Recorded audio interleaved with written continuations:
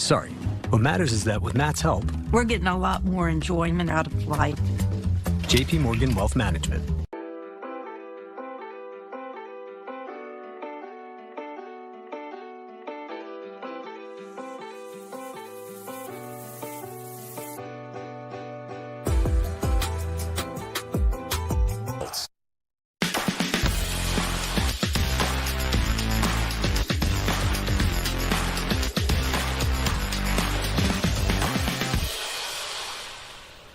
All right, welcome to Good Day LA. It's 8 o'clock on this first day back to school for LAUSD. Day that we have all been watching and waiting for. Right. Wednesday, August the 12th. Yes, first day of school. So we have Gigi Graciette standing by at Reseda Charter High School for their first day. Good morning, Gigi. How's it going?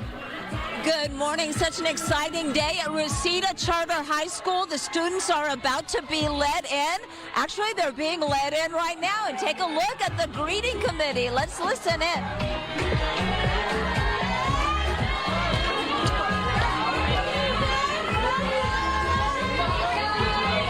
They are being greeted by the cheerleaders. Some of them are only 9th graders. It's their first year here at Reseda Charter High School. So much excitement, so many changes. It's high school life for these kids. 350,000 students returning to school today at LA Unified. From kindergarten to high school, it is a big, big day. Take a look. A lot of sleepy faces.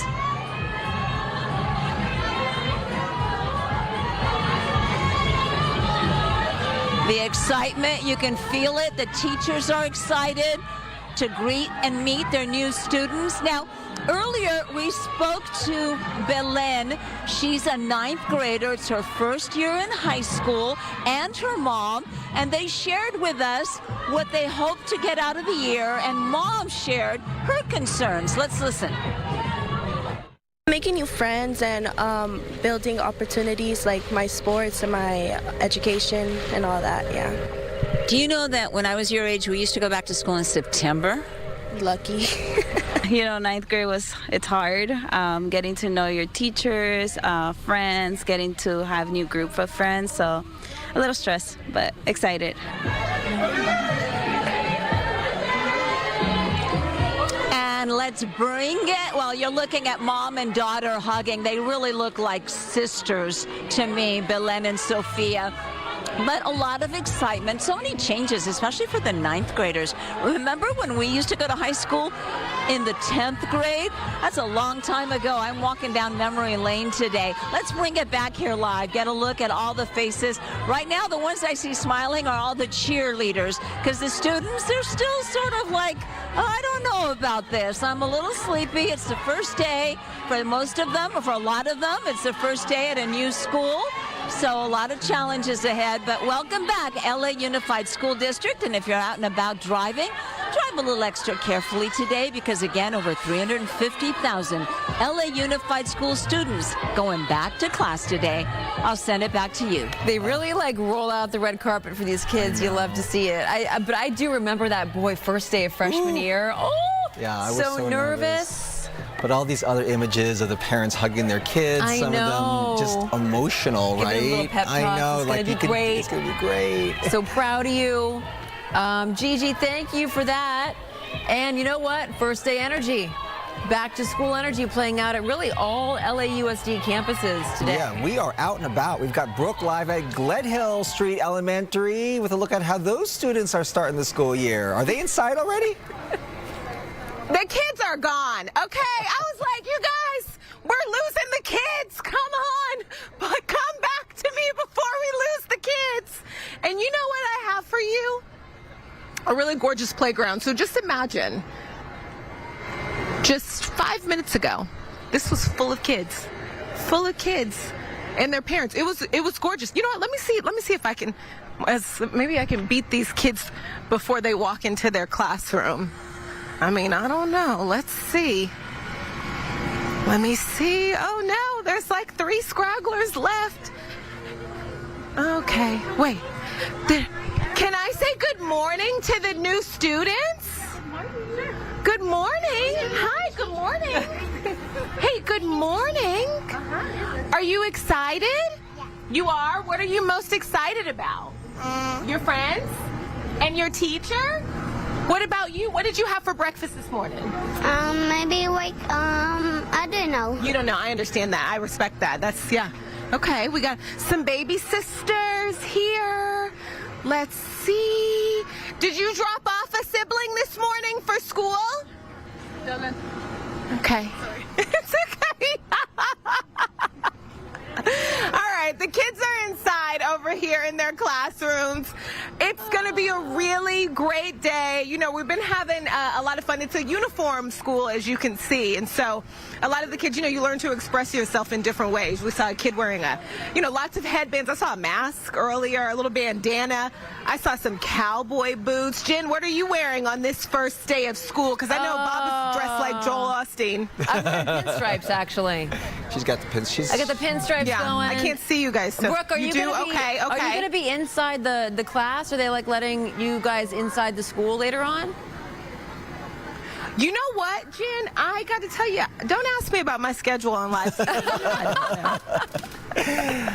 One thing I do see is like I don't even know where I am right now. Yeah, okay. Once school starts, it's interesting. We got some parents. Let me see. Let me get in there. Yeah. Did you drop off a kid? What? How old? 5 and 7. 5 and 7. 5-year-old's first day ever?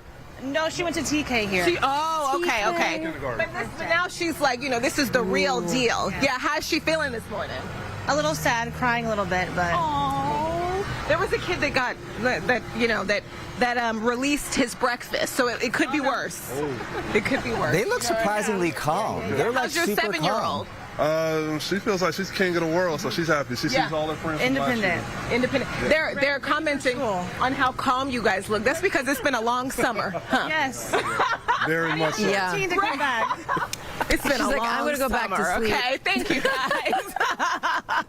That's awesome. That's awesome. It's a big day for the parents and the guardians too, Yeah. All right, right? thanks, Brooke. You know what's interesting is like when I've covered the first day of class is like, as soon as the kids get into the class and the teacher gets up there, it just starts. That's it. And then the kids are quiet. Yeah. And the teachers know what to do. And It's like plug and here we play, go. new class, here we go, And every year. It just starts. Yeah, and everything's fine. I was a mess. It was Ethan's last day at his old school yesterday. I was a mess leaving. Yeah.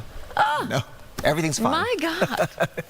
Everything's fine. That's right. Yeah. We do have some breaking news, though. This is big. The Lakers are being sold again. This is all according to ESPN and the New York Times. Former Disney CEO Bob Iger and businessman Josh Kushner, who's the brother of Trump's son-in-law Jared Kushner, are the reported buyers here. The sale is for more than $12 billion, which is a record-breaking price for a sports franchise. The Seahawks were sold for $9.6 billion last month. Kushner and Iger had been in talks for a Vegas expansion team, but they opted to take the Lakers instead. Last year, Mark Walter bought the team off the Buss family for $10 billion. He's only run the team since October. ESPN updating that price tag, $12.5 billion, Wow. the largest ever paid for any sports team. Coming up in the next half hour, we'll have more on this, including what this means for the Lakers, what this means for the league. We'll be talking to Arash Markazi in just a little bit. Meantime, happening today, Mayor Karen Bass and other elected officials are set to announce new legislation. This is in response to the Lineage warehouse fire. Christy Fajardo live in Boyle Heights with the latest on all of this. Christy. Yeah, good morning. Mayor Karen Bass just arrived seconds ago. In fact, that's her SUV right over there. And she walked into the building of Proyecto Pastoral. But if you pan this way, I can show you they have set up for a news conference here to discuss AB 817. They told us prior to the news conference, when they were inviting the media to attend, that this would hold bad actors accountable. And now we're getting a glimpse as to what the legislation actually entails. This is a fact sheet that they just handed me. It says AB 817 will address several pressing issues brought about due to the Lineage facility fire in Boyle Heights by 1, preventing permits from being issued to cold storage facilities like Lineage unless they maintain a contingency fund to be accessed in cases of emergency. 2, tax-exempt all future settlements for residents who have been affected by the fire. And 3, require local governments to take quicker action on controlling vectors if a state of emergency has been declared. And we expect to get more details when State Senator Maria Elena Durazo and also Assemblymember Mark Gonzalez join the mayor for that news conference, which is expected to get underway any minute now. Of course, the legislation will still need to pass and you know, in order for it to take effect, but likely won't address many of the concerns that residents have been sharing with Fox 11 since the fire started on June 17th.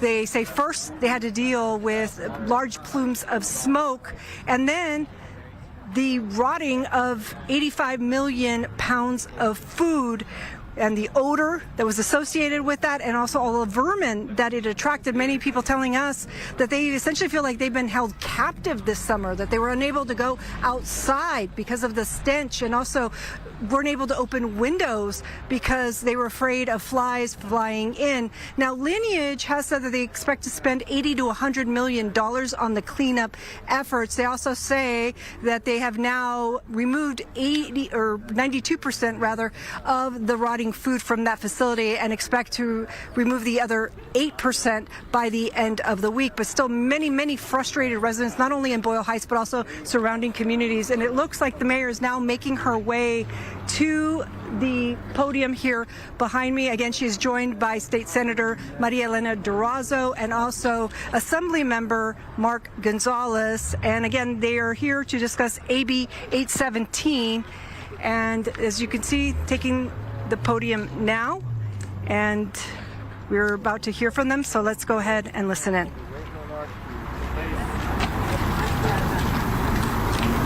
Mic's not on. Testing 1 2. Testing. There's a switch right there. So apparently some technical difficulties now as they are ready to address the media.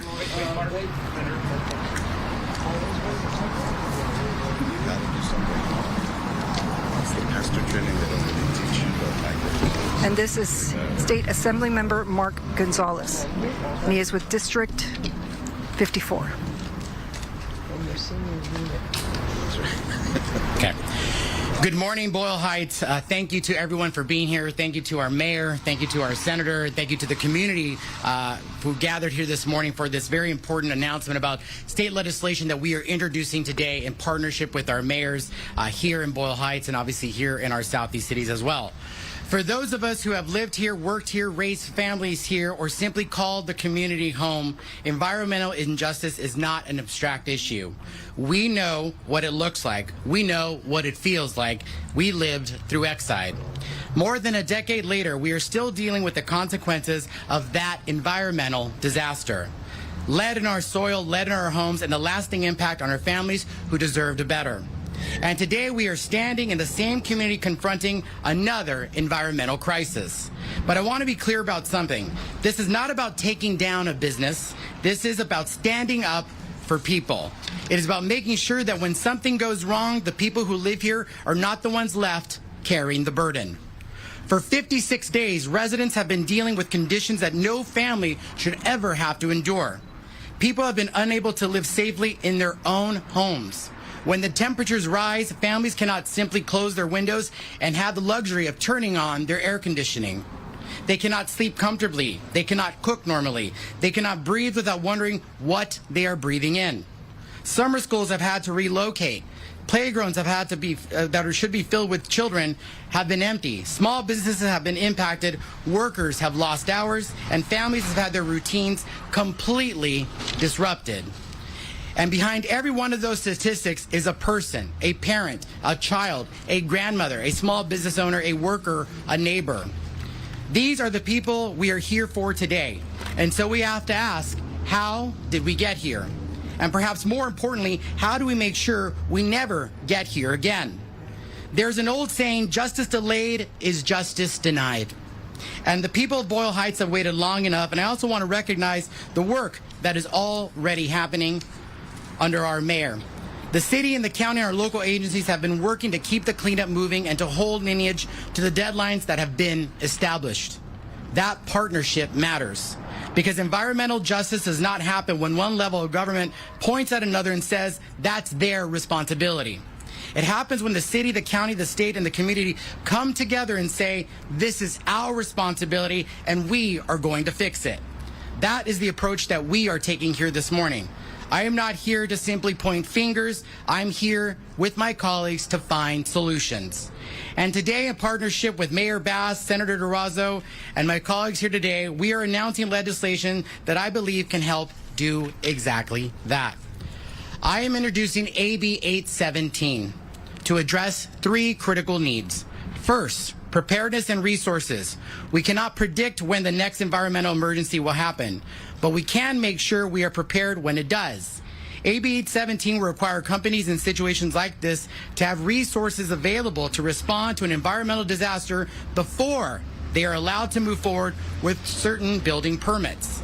That means contingency fund needs to be set up and used for things like food assistance, housing assistance, air quality monitoring, environmental cleanup, and remediation of hazardous materials. Because if you're going to operate in a community, you have a responsibility to that community. And if something goes wrong, the community should not have to beg for the resources just to survive it. Second, protecting residents who seek compensation. If a resident or business is forced to pursue legal action because of an environmental disaster, any settlement related to that harm should not be treated like ordinary income. That money is not a windfall. It is a compensation for disruption, loss, suffering, and damage. People have already been through enough, and we should not add another burden to the process of making them whole. And third, cutting bureaucratic barriers when public health is at risk. When an environmental emergency creates conditions that allow rats, flies, or other disease-spreading vectors to threaten a community, government needs to be able to have the right to act quickly and to be able to step in. Small fines can be a part of accountability, but a nominal fine does not remove a rat. A citation does not protect the child from a disease-spreading vector. When public health is at risk, we need action, not paperwork. That means giving local jurisdictions the tools and authority they need to mobilize resources quickly and protect its residents. And I want to say something that I hope everyone remembers long after today's press conference is over. There are moments when a community has every reason to feel forgotten. There are moments when people wonder whether anyone is even listening. But I believe that government at its best is about showing up in these moments. It's about looking a family in the eye and saying, we see you, we hear you. And we are not leaving you alone to deal with this crisis. For me, this is almost a simple prayer in that may our children be able to play outside without fear. May our families be able to open their windows and breathe freely. May our small businesses be able to open their doors and thrive. And may the next generation inherit a community that is healthier and safer than the one we inherited. That is what environmental justice should mean. This community did not ask for Exide. This community did not ask for this current crisis, and residents should never have to choose between their health and their home. AB 817 will not undo what has already happened, but it can make sure that the next community in California is not left asking the same questions we are asking today. It can make sure there is a plan, there are resources, there is accountability, and most importantly, there is a government prepared to act. I have heard from residents who are frustrated that this conversation has at times felt more like a political battle than a mission to help the people who are actually living through this. We understand this frustration, and I want to be very clear, this is not about politics. This is about our people. This is about Boyle Heights. This is about the East Side. This is about the City of Commerce. This is about the City of Montebello. And this is about making sure that when a community is harmed, the response is not delayed by politics, bureaucracy, or finger pointing.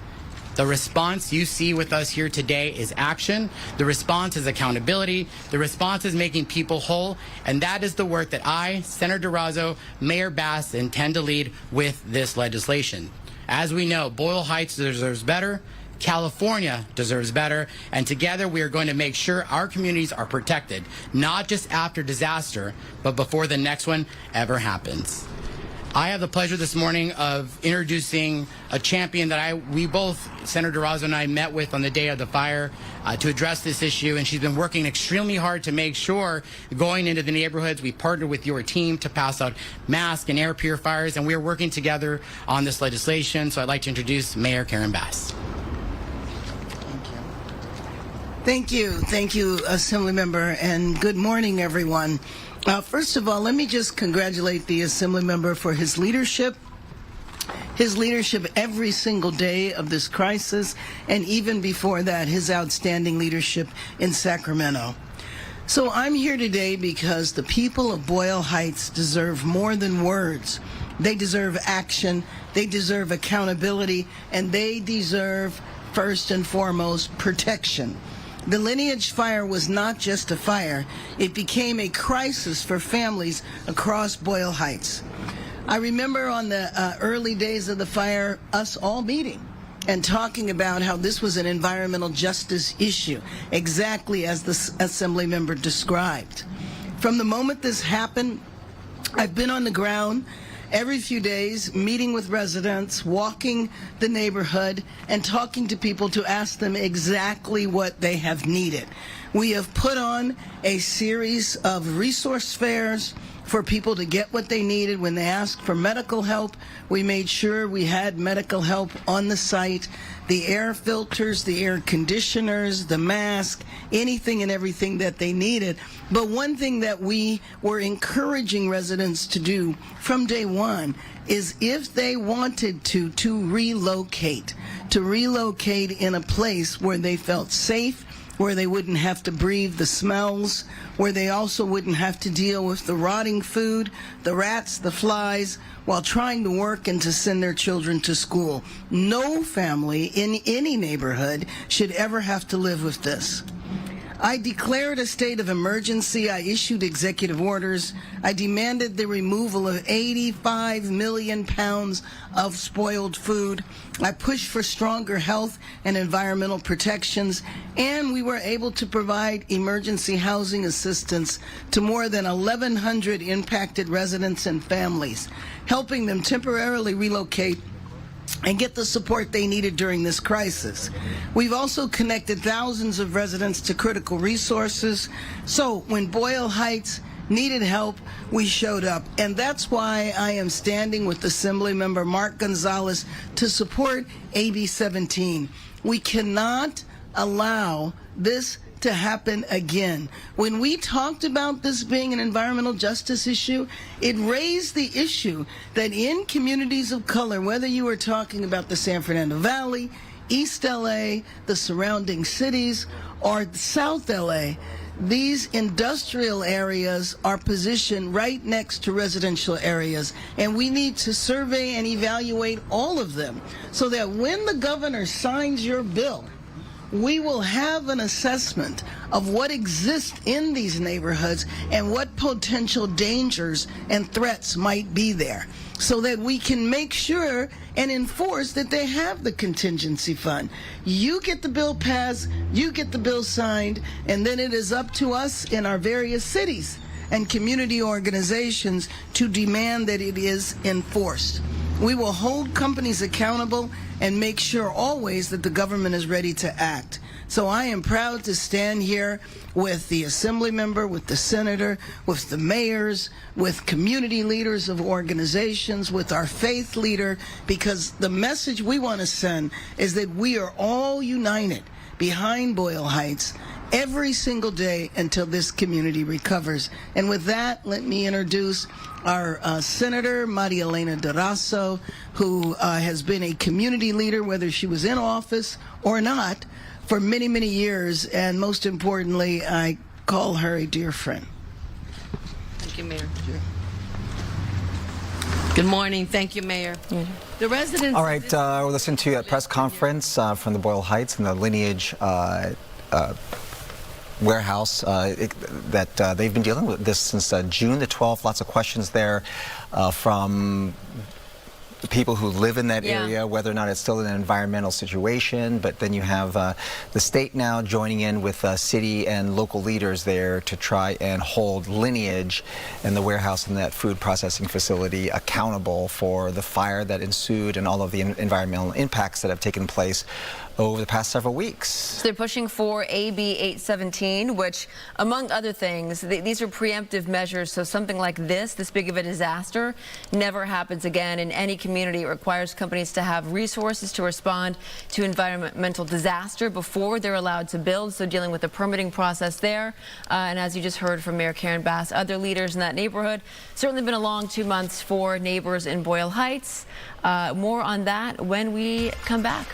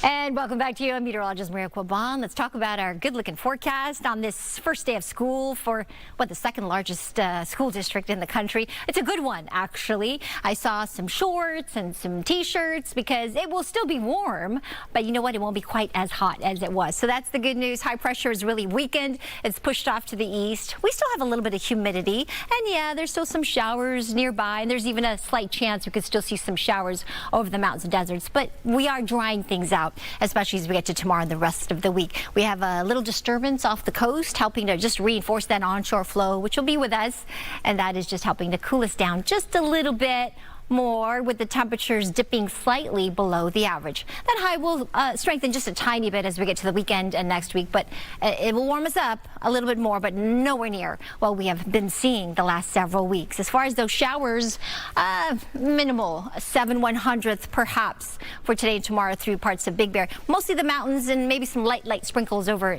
into the Coachella Valley later today. Otherwise, we just have one weather alert. This is the coastal flood advisory. We still have those high tides coming in tonight, anywhere from 7.3 to 7.5 feet for LA, Ventura counties, and then a little smaller, 6.9 to 7.2 down in Orange County between 8 and 10 p.m. tonight. So just some really minor coastal flooding left over tonight. 79 in Inglewood today, 95 in Las Vegas. Even there, a slight cool down as that high continues to weaken. Pico Rivera, 87 today, down from the 90s we have gotten kind of used to, but we'll be even cooler tomorrow and Friday into the low 80s, and then kind of warming back up as we get to the weekend early next week. But again, not too bad. Woodland Hills, 91, so gone are those triple digits, maybe even down to the mid 80s tomorrow. That's more manageable and comfortable, and then back up to the 90s as we get to the latter part of this weekend and into next week. Okay, there's my weather for now. I'll send it back to you. All right, Maria, thank you. So, hey, vinyl is having a moment. Although at one Studio City record store, it never really went away. It didn't. Today is National Vinyl Record Day, and the last historic Licorice Pizza is having a special celebration this morning. Joining us live this morning, author and entertainment journalist, friend of the show, Lindsay Parker. Hi, Lindsay. Great to see you. Hey. Great to see you. It's good to be back. Yeah. It's great to be here. We celebrate every day is National Vinyl Day. Yeah. Here. That's right. So tell us more about Licorice Pizza itself, a beloved spot there in the San Fernando Valley. So many people, generations in Southern California have memories there, right? Yes, it's an historic store. Obviously, you know, maybe people know it from the movie that came out. The movie was named after this store. It used to be a chain in Southern California. There was 30-something chains, and this is the only one left, is the last one standing. Carrie Brown, a very well-known musician and producer, revived the name, revived the store. Gold Mine Magazine actually named it one of the top 10 legacy record stores in the whole world. Wow. And I think it does bring back that spirit of community, a place where you can hang out. As you can see, it's a very cool space.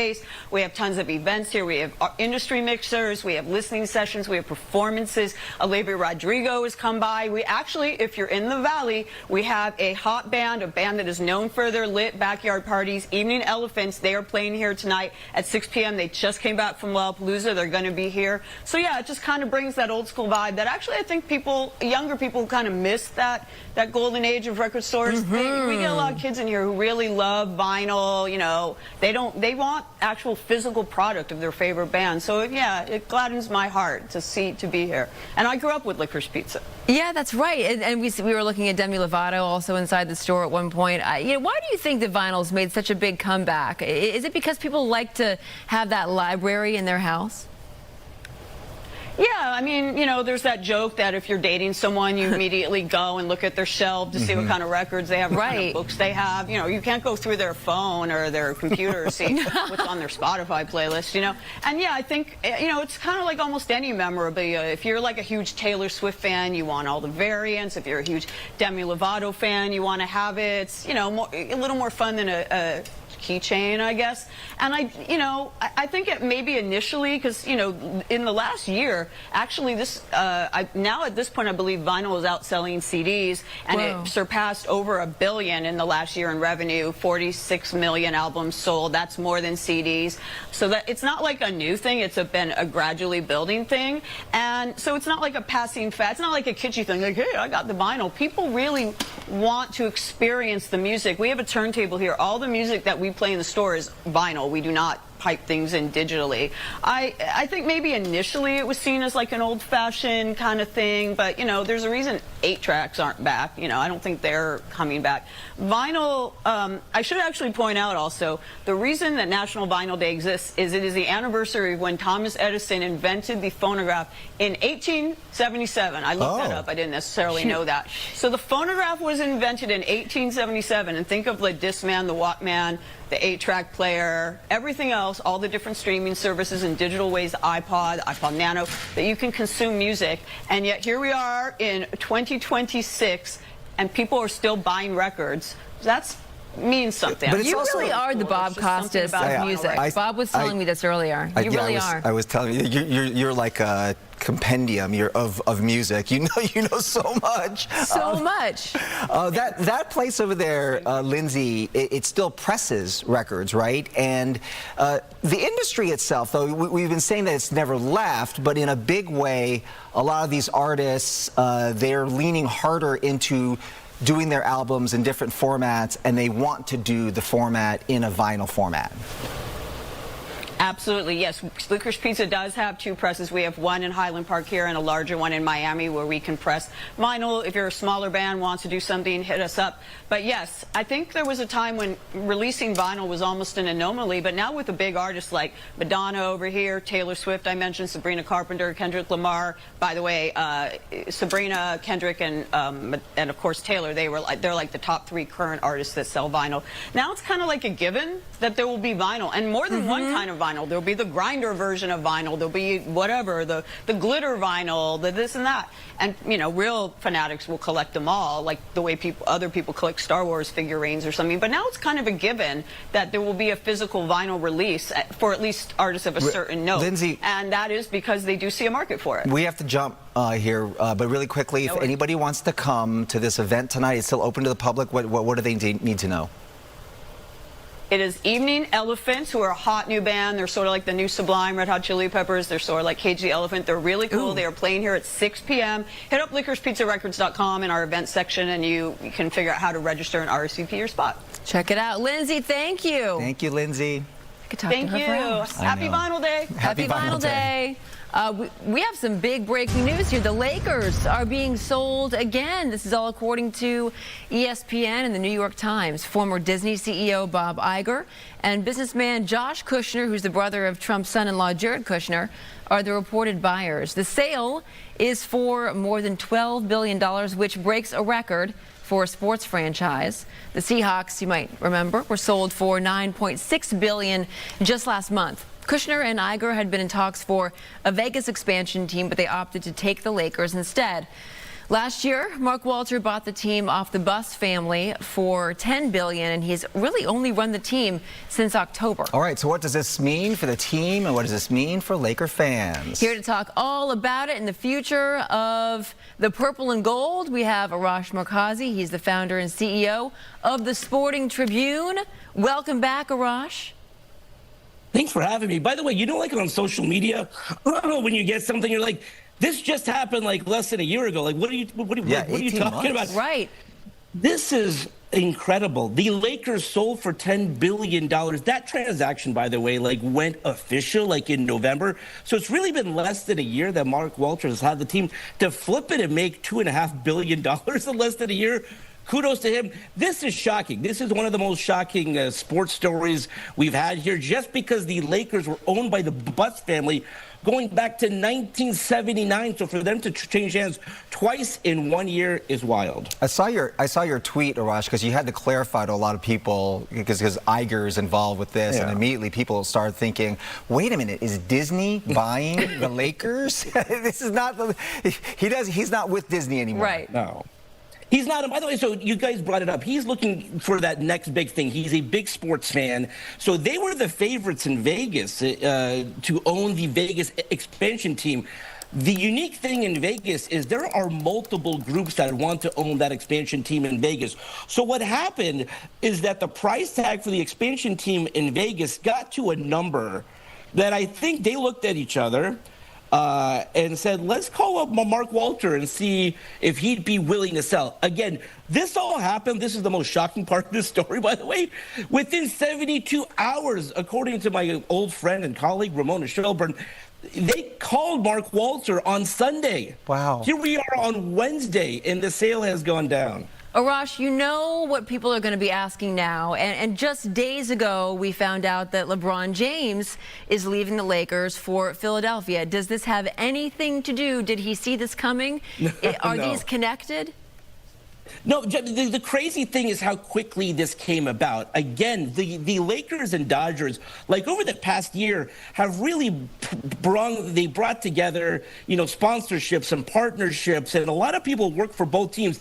This comes at a shock. I mean, the number of people that I got a text from saying, how does this affect my role? Like, again, you have people working for the Dodgers who came over to work for the Lakers. I don't know how this all changes things. What the unique thing, if you're a sports fan, obviously, if you're a Lakers fan, you were excited about Mark Walter because of the proof of concept. What Mark Walter has done with the Dodgers in terms of winning back-to-back titles, being favored to win their third straight. We don't know what this group is going to be like. Obviously, they got a ton of money, but how will they put together a championship team? We're looking at Mark Walter, and you're thinking the guy in 18 months. What a purchase, because he made $2.5 billion in that 18 months. So for Lakers fans, many of them are just wondering, like, okay, what does this mean for us? Because this team is going through some big changes right now already with its roster, and now this with a change in the ownership. So I know that's a lot to ask, but what does this mean for the team? You know, in the short term, not a lot. Again, the league has to go through their process. So like I mentioned before, when Mark Walter purchased the team from the Bus family, I think we heard about that in June. It did not officially go down until like November. So I think for when I say the foreseeable future, for the next few months, certainly the beginning of the season, I don't think a lot's going to change. They have the roster in place. They got Luka Doncic back. There's just a lot of question marks. When someone buys a team for $12.5 billion, they want their own people in place. So again, the text that I'm feeling from a lot of friends who work for the team, who work for both teams, for the Dodgers and the Lakers, what does this mean for me? I mean, when I say the most shocking story, the fact that how quickly this came together, and I don't think, and I haven't done a whole lot of research, I mean, to flip a team in less than a calendar year, I've never seen something like this. Wow. Well, more to come for sure, right? Yeah. As we see this deal go forward, but it's amazing, as you said, if what you are hearing is correct, that this is a deal, the biggest deal in sports history being made in just a couple of days. This is just absolutely earth-shattering. Curious what Lakers fans are going to have to say about this too. I know. All right, Arash, thank you. Thanks for jumping on with us. We really appreciate it. Thanks, Arash. Thanks. Over to Samada now for a check on traffic. You got it. Good Daily Traffic, sponsored by law offices of Jacob and Ronnie, and call jacob.com. And we do have this issue working at this hour, getting word of a two-vehicle crash southbound side of the 5 at the 118. It is taking away the HOV lane, and already we are picking up some moderate delays, getting word of possibly some injuries. So, of course, the emergency crews rushing to the scene there. So just a heads up, if that's part of your route, you want to make sure you plan accordingly. We've got 38 minutes, your ride downtown LA to get to the west side, north 110 from the 405, just 33 minutes, and it is a tough drive. Westbound 60 from the 57, almost an hour on your commute. Here's a live Caltrans camera. Oh yeah, things are loading up on the freeway. It's back to school for LAUSD. You want to make sure you slow for the school zone. Here's a look at some other traffic hotspots. So I do hot yoga every day. After the accident, my lower back was so stiff I couldn't move, and I called Jacob. They treated me like a king. I did not have to deal with anything. If you're in an accident, call Jacob. Call Jacob.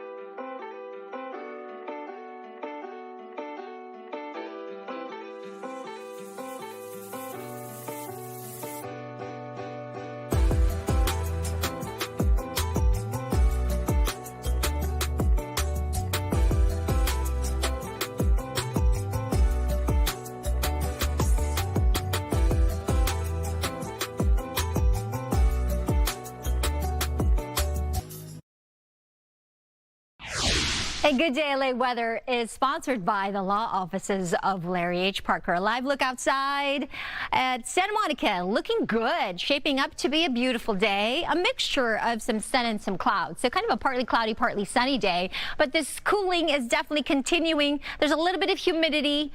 But in general, temperatures are dropping, still tapping into a little bit of that monsoonal moisture. Most of the wet weather is to our east, but with a leftover 10% chance or so over our mountains and deserts. We still have this area of disturbance offshore, off the coast of California. This is not going to bring any organized system our way, but we do tap into a little bit of this and that cloud cover, so that's why we're seeing a partly cloudy skies to partly sunny skies later this afternoon. We do have a coastal flood advisory that's still in effect for one more day, or one more night rather. Minor coastal flooding tonight between 8 and 10 p.m. Anywhere from 6.9 really to 7.5 feet coming in. Not really high surf to coincide with that, so that's the good news. Some fun-sized waves though. Ventura County, LA beaches 2 to 4 feet. Mid-70s on the sand, getting to near 76 degrees. Similar actually to those water temperatures. Here's our 7-day forecast as we continue the cooling. 82 for downtown LA, down to the 70s tomorrow and Friday. We'll bump it up a little for the weekend into next week, but not too bad. 91 for the valleys and the Inland Empire, down to the 80s tomorrow and Friday. Mountains at slight chance for some showers, 10 to 20%, and you can see still a little bit more cooling tomorrow and Friday. The high desert areas in the low 90s, maybe even the 80s by Thursday and Friday, and then a little warmer out in the Coachella Valley today with those triple digits, 104, but not as hot as it has been. I'll send it back to you guys. Maria, thank you. So last year, our next guest spearheaded an investigation into something that she found online through her group, Lady Freethinker. She discovered tons of videos showing animal cruelty, and they weren't on the darkest parts of the web. They were on platforms most of us use every day, places like Facebook, Instagram, TikTok, X, and YouTube.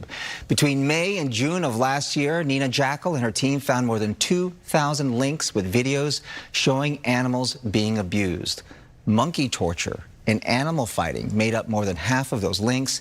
37% were fake rescues, 4% violent, graphic, and sexual content. The new documentary, Cruelty for Clicks, explores not just these videos, but also the system that is supposed to prevent these things from being posted and staying there despite them being reported. YouTube was seemingly not doing much about it, and I had no choice but to sue them. The media took notice, and for the first time, the public could see how rampant animal cruelty had become on mainstream social media. There's no reason why an organization that is as wealthy and connected and technological can't monitor and remove illegal content. We have a truck to Circle Meta showing videos from Facebook of animals being tortured. Stomping on these clones is always going to be a group effort. Nina Jackal is the founder of Lady Freethinker, a nonprofit organization dedicated to exposing and stopping animal cruelty all around the world. She joins us now. Thank you for being here this morning. Thank you for having me and for covering this very important topic. Important work that you're doing, and tell us where it all began.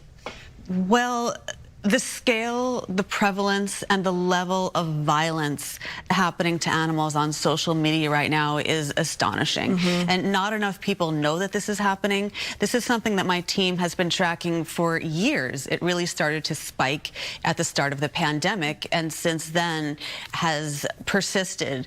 And the goal of the documentary, which was directed by Kirk Murray, is to raise awareness of this issue, show people what's happening online, and what they can do to stop it. And not all animal cruelty is obvious. The worst, the most sadistic cruelty is clear to us all, but sometimes it's hidden, and it's very important that people understand what they're watching. So you tackle an awful lot in this documentary. So what exactly is happening there? Just give us an example of some of the things that you found. Yeah, absolutely. So the most prevalent type of cruelty is actually sadistic torture of baby monkeys. There's a sick market out there for it. It happens on the dark web. People purchase videos it ends up on mainstream social media as a result. That's the most insidious form. But we also have fake rescue videos that really take advantage of compassionate people. And in these videos, animals are intentionally put in danger. They might be tied to railroad tracks or buried in mud or sometimes hung from a tree with tape or put in these precarious situations so the supposed hero can come in and save them. But it's all staged. It's not always obvious that it's staged, although if you look for telltale signs, like simply doing a Google search for that organization to see if you can find out if they're legitimate, it's a very easy way to pick them out.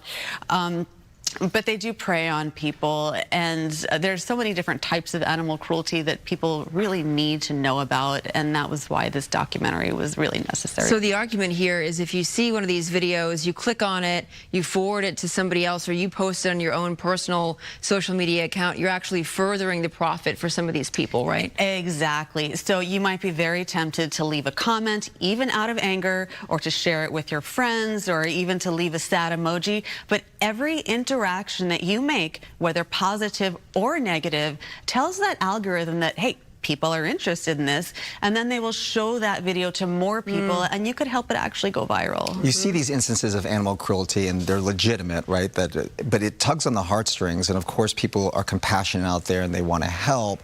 But how do they know if it's this nefarious video or someone who's really the person that's responsible for the animal cruelty and not someone that's just trying to rescue an animal? Exactly. So other than researching the organization, you can look at their account as a whole. Are they posting nothing but video after video of animals in these really unusual situations but don't show recovery over time?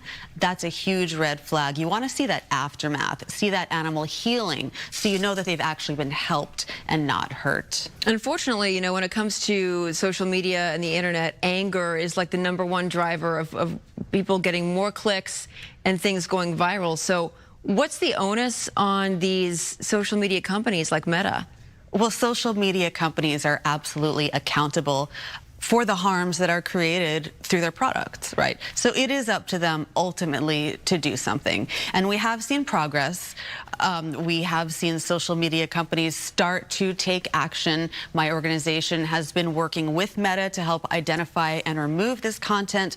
But ultimately, we want them to prevent it from being posted in the first place. So we don't have to flag it. We don't have to point it out. It just shouldn't exist there at all.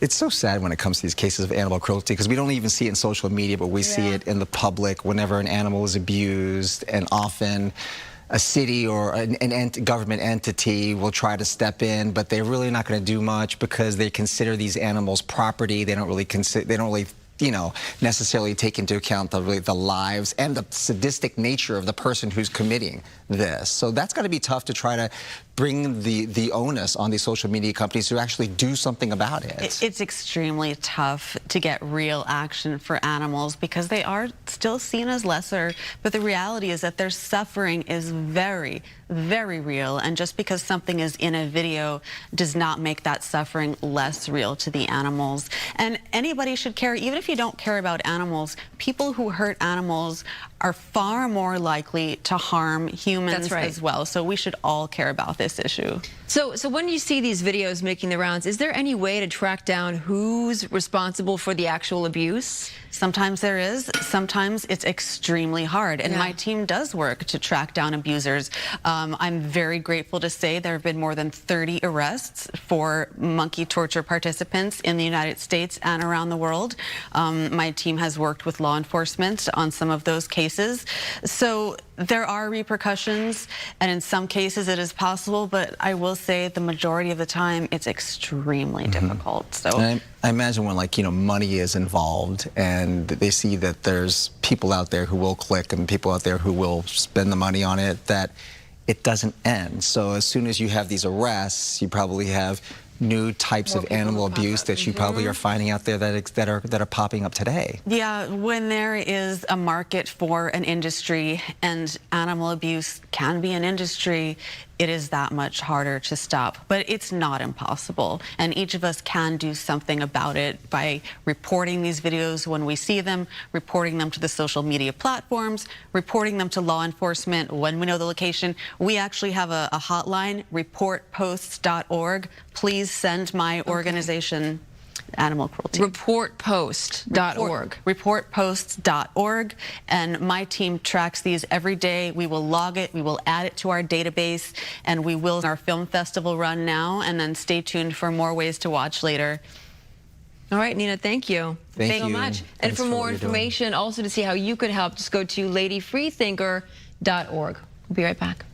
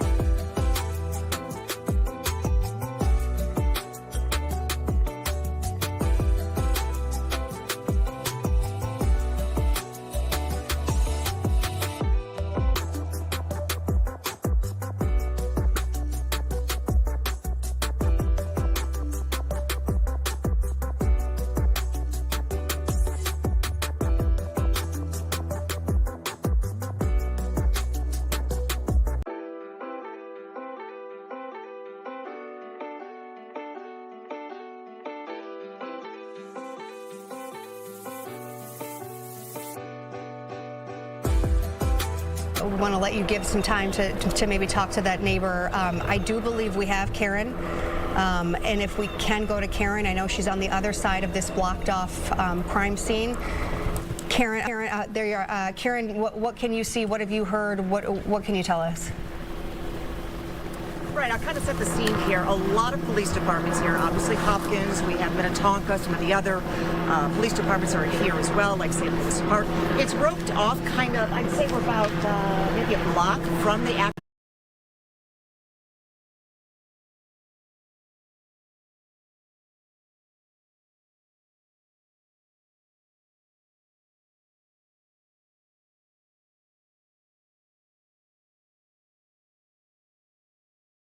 house describing. I think it's about 10 kids they're licensed for. Interesting though, none of the neighbors seemed to know that. So it's not, I guess, any kind of an obvious daycare. I didn't see any play equipment or anything like that out front. However, there's apparently known as the garage house because on the garage is a lot of tall pine trees, kind of a giant decal that covers the garage door, and it's called Brown Bear Daycare from what we've been able to tell. Now, according to this neighbor, she just kind of heard some commotion early this morning and noticed that a cop had arrived and he was trying to help the kids whose parents weren't here yet. He was kind of waiting for backup but needed to do some other things. She's like, do you want me to watch them? She watched some of the kids that were kind of not really knowing where to go at that point, but they had been safely removed from the home. It is my understanding from sources in the police department, not Hopkins, but another police department, that all the kids, except for the juvenile that was inside, all the other kids were unharmed. But that this call came in at 9:07, and it was apparently maybe a father who walked in to drop off his child, and he saw someone stabbing a woman. He saw someone stabbing a woman either with a knife or a screwdriver. That is not confirmed at this point. We believe, according to my source, that the adult male that is also deceased, it's my understanding there are 3 dead, juvenile, an adult female, and an adult male, and that the adult male upstairs was shot, but that is unconfirmed as well. But I've had that a couple of sources, different sources, tell me that same information at this point. So basically the scene is still very volatile, as Corin said, my colleague. There's a lot of cops here, still cops arriving. There was a Hennepin EMS here as well, I saw a little bit ago. But the neighborhood, we're told, is a very quiet neighborhood. Nothing sort of ever happens on this street. We do not have details on the why or exactly what happened here or anything like that. I can tell you the area that's roped off is very residential, and some of the folks over there kind of been chatting with me just a little bit about it being quiet. They didn't even, some of them not even knowing there was a daycare over there. And I've just been watching the scene unfold for the most part. I can tell you Hennepin County, CSI is here, and they've been kind of walking in and out of the house where this focus is for some time right now. So it's just still a developing scene at this point. We're still waiting for information. We are told the chief of the Hopkins Police Department will be out here to give us an update and some confirmation on all this information here in about an hour, so sometime maybe before noon. But that's the latest we have out here right now. Still a very active scene, and we'll definitely keep you posted out here. Guys? All right, Karen Scullin, thank you. Obviously, we need to wait and figure out exactly what police are telling us and trying to figure out exactly what happened here, but learning a lot from, what she's saying her sources are telling us. Again, we are waiting for the official information from police, which, again, is set to happen at about 11:30. When that happens, we will continue to bring it to you live, kind of maybe resetting here at 11:05 of what you are looking at, and what we are trying to figure out is a very active situation at a Hopkins daycare, a home daycare on Tyler Avenue North. Tyler Avenue North, a home daycare, police confirming the focus is that of that home daycare right now, and again, we are awaiting confirmation from police as to exactly what happened here, but all the focus, we understand, has really been on this one home. Right, and we've checked out this this home, and it is licensed by the state of Minnesota. We do know that it's licensed for up to 10 young children. In our initial shot of the street here, we could see a photographer who was zooming in just to kind of get a focus for his camera, and we did see, because we want to keep a distance, we don't want to show children on the air, but we did see a young child who was being taken out of this daycare, either by an officer or possibly a parent or guardian or somebody, but we did see a young child. So we do know that children were at this daycare this morning. At least one child, for sure, we could confirm who we saw. Right, and Karen had said, you know, she spoke with that neighbor who heard some commotion and offered to help, offered the officer, hey, you know, I can watch some of these kids, and according to Karen's reporting, the kids who were, all the kids in the home were unharmed, according to Karen's sources there, waiting to hear that officially from police, obviously, and waiting to hear official confirmation as to any fatalities, who these people might be. We just don't want to assume anything at this point. Obviously, when you're talking about any potential loss of life, but also anytime you're dealing with kids in a daycare situation, we just want to be very, very careful. We do know the tone has also shifted. When we spoke with the detective on the phone at Hopkins Police, told our reporter that it was an active situation. Another officer telling one of our reporters it was a volatile situation and volatile scene, but then in just checking in with our reporter Corin Hoggard moments ago, he said that he spoke with one of the officers who told him the incident has settled down, quote unquote, settled down. And right now the mission is reuniting families with their children who were at this daycare when whatever it was happened. That's the mission right now, is to make sure that those kids are with their loved ones right now. Right, and Corin, again, so Corin is on the other side of, you just saw Karen, Corin is on the other side of this area, and he had said he just started to finally see some neighbors kind of come out of their homes, come onto the street, and try to figure out what exactly is happening. So obviously, not only people who are you know, familiar with this daycare, but just in the area trying to figure out what happened. This is a residential area. Clearly, you know, home after home after home. We could see even just, we are looking at some video of the home. We're not showing you exactly a close-up of the home, but I can look at it kind of in our internal communications. And, you know, there's a home right next to it on both sides. Yep. There's a park right there. We've seen even just kids on scooters around, people walking around. It's a Wednesday morning. You know, people are out and about on a nice morning trying to figure out what's happening in their neighborhood. Well, and one thing we can tell you from our Karen Scollin's reporting is that some of the neighbors didn't even know this was a family daycare.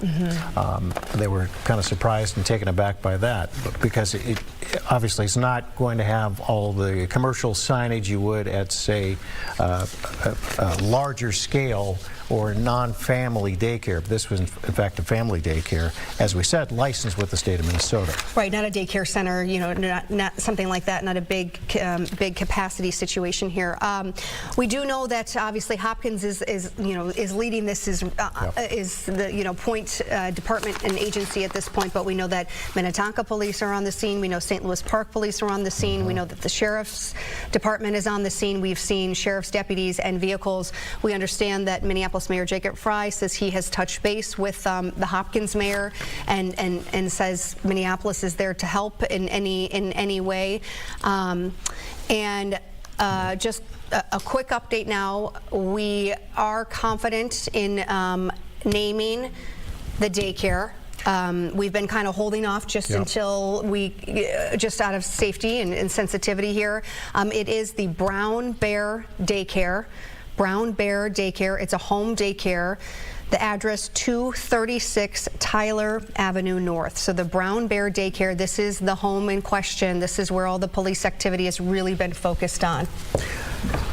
Right, so we've confirmed that, and so for people who are watching right now, you probably have been able to figure out just from the address what we were talking about, which daycare we were talking about, because we know other families, you may have, we know that this isn't exclusive, this daycare in Hopkins. There may be several daycares in Hopkins, so if you were concerned or worried, now you know the name of the daycare that and maybe your child is at a different daycare. Right, right. And again, you know, we've been on for about an hour or so, and we've been trying to be careful in what we say, just because kids are involved, you know, daycare involved.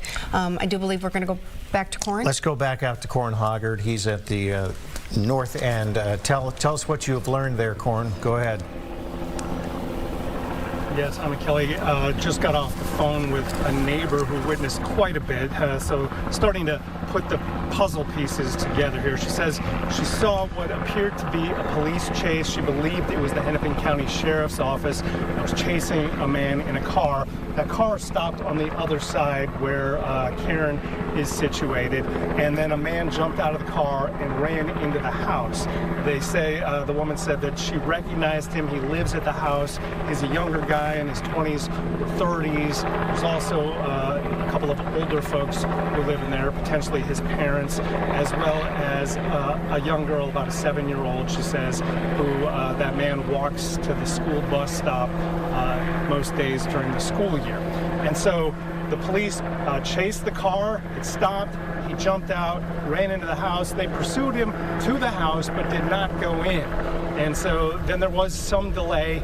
She said she assumed that they were trying to get a warrant. We don't really know that detail, but there was some delay. And then later on, you know, it was the sheriff, it was Hopkins police who did go inside the house. She said she then saw the police kind of herding children out of the house, and so, you know, to safety from there. But she never saw that man come out in handcuffs or otherwise, and she didn't know if anybody else was in the house at the time, because she just hasn't seen anybody except for the children who were being taken away from the house by police. Corin, just to reiterate, this is a neighbor who witnessed all this from across the street. Give us a relation as to where this person who witnessed all this was observing it. Yeah, she says she is a neighbor from across the street. She says she's not really close to them, doesn't know them very well. They do have some, that family does have some friendly folks in the neighborhood, but she just doesn't know them very well. But she does see the house that she didn't even know was a daycare. She did see, you know, children going there often, but she thought that it might just be, you know, a large family or something like that. And so, yeah, she kind of was observing all this. She said a lot of other younger kids, maybe even some of those we've seen here in the neighborhood, kind of watched the end of that police chase and you know, tried to watch the police going in. They didn't record any video as far as she knows, so, you know, we don't have any kind of a first-hand look at what happened at that moment, but she said that they did, you know, stop essentially at the entryway. There was some delay, and then when they went in later, only children came out. Right. Corin, I know obviously you just spoke with her, and it's an eyewitness account. We're trying to figure out more, waiting on police. But did I hear you right that she thought she thought the person in the car who was the subject of the pursuit, according to the witness, did live in that home and went into that home, so was arguably familiar with the area, knew they belonged in that home? Is that what you said? Yeah. That was the way she put it to me, was that was the young man who lives in the house. There's also an older man and an older woman, she said, who live in the house. She doesn't know all the relationships because she's not, you know, close to that family, but she said she recognized him as one of the people, one of the 3 adults that she knew lived in that house. And so, you know, it wasn't that much of a surprise to her to see something like that happen, other than, you know, the police pursuit that also ensued there. And if you could reiterate for us, Corin, because we're getting the information very quickly and we're trying to write it all down, and you've ascertained this information, we appreciate it. The 7-year-old, there was a 7-year-old involved with all this somehow, and with the suspect, kind of reiterate what that part of the puzzle is all about. Yeah, so again, that's kind of the generational aspect of that house from this neighbor's perspective. She says there's an older gentleman, a slightly younger woman, and then a much younger adult male. And there is, she said, about a 7-year-old girl who that younger male walks to the bus stop every day during the school year. And so, you know, she's guessing at their relationships, but that is basically what she knows of the residents in that house is, you know, maybe 3 generations there is what she assumes. And it's, you know, an older couple, their adult child, and then his young child is what she believes. And any idea, Corin, how many children, obviously this person probably didn't get a head count or knows a head count, because I tell you what, we're going to come back to you, Corin. We have the police chief talking right now. Let's go to that interview and that podium. Let's bring it up right now. The police chief talking. To a domestic situation at an in-home daycare. Upon arrival, officers located a deceased male, female, and juvenile victim. There were other children present within the daycare, and we were able to get them out of the daycare and reunify them with their parents. At this time, there's no outstanding threats in the community. This is an isolated incident, and we are continuing to investigate it throughout the day and probably evening. I can provide you more information as we gather the information throughout the day. Was this family? All the victims appear to be a part of one family. How many kids were inside the home when it happened? There were 7 children within the daycare. One is deceased. Can you give an approximate age of that child? I honestly do not know. Were there any other injuries besides the 3 that are deceased? There were no other injuries to any other children inside the daycare. Chief, is this a house that has been known to y'all, or is there any history with this couple that you know of? At this point, I do not have that information. Chief, what time did this happen? This happened just after 9 this morning. Was the person who perpetrated the attack one of the deceased, or do we know where they are? We believe the perpetrator is deceased. Is the perpetrator the male or the female? We believe it's the male. What's the relationship of the adults who were deceased to the daycare, if any, or to the home? It's believed to be the daycare owners. Do they live there? We believe so, yes. Both of them? Yes. Are they, what's their relationship, husband, wife?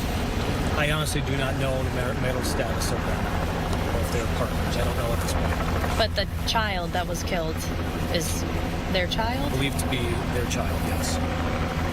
Can you just talk about the gravity of this situation, dealing with something like this, and then also having other people's children in the home at this time that this happened?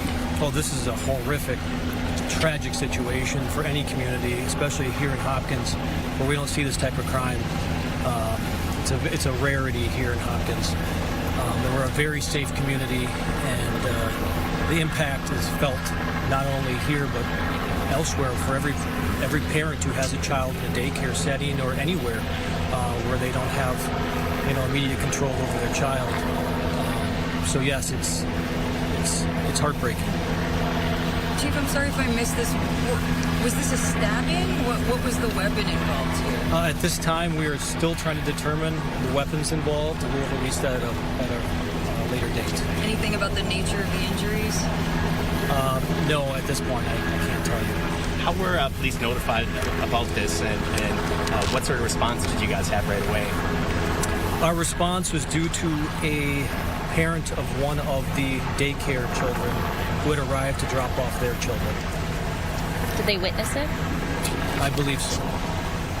What are the ages of the range of the children there and the deceased? They were all very, very young children. So I don't have their ages at this point. Under 5? It was somewhere around that age or less.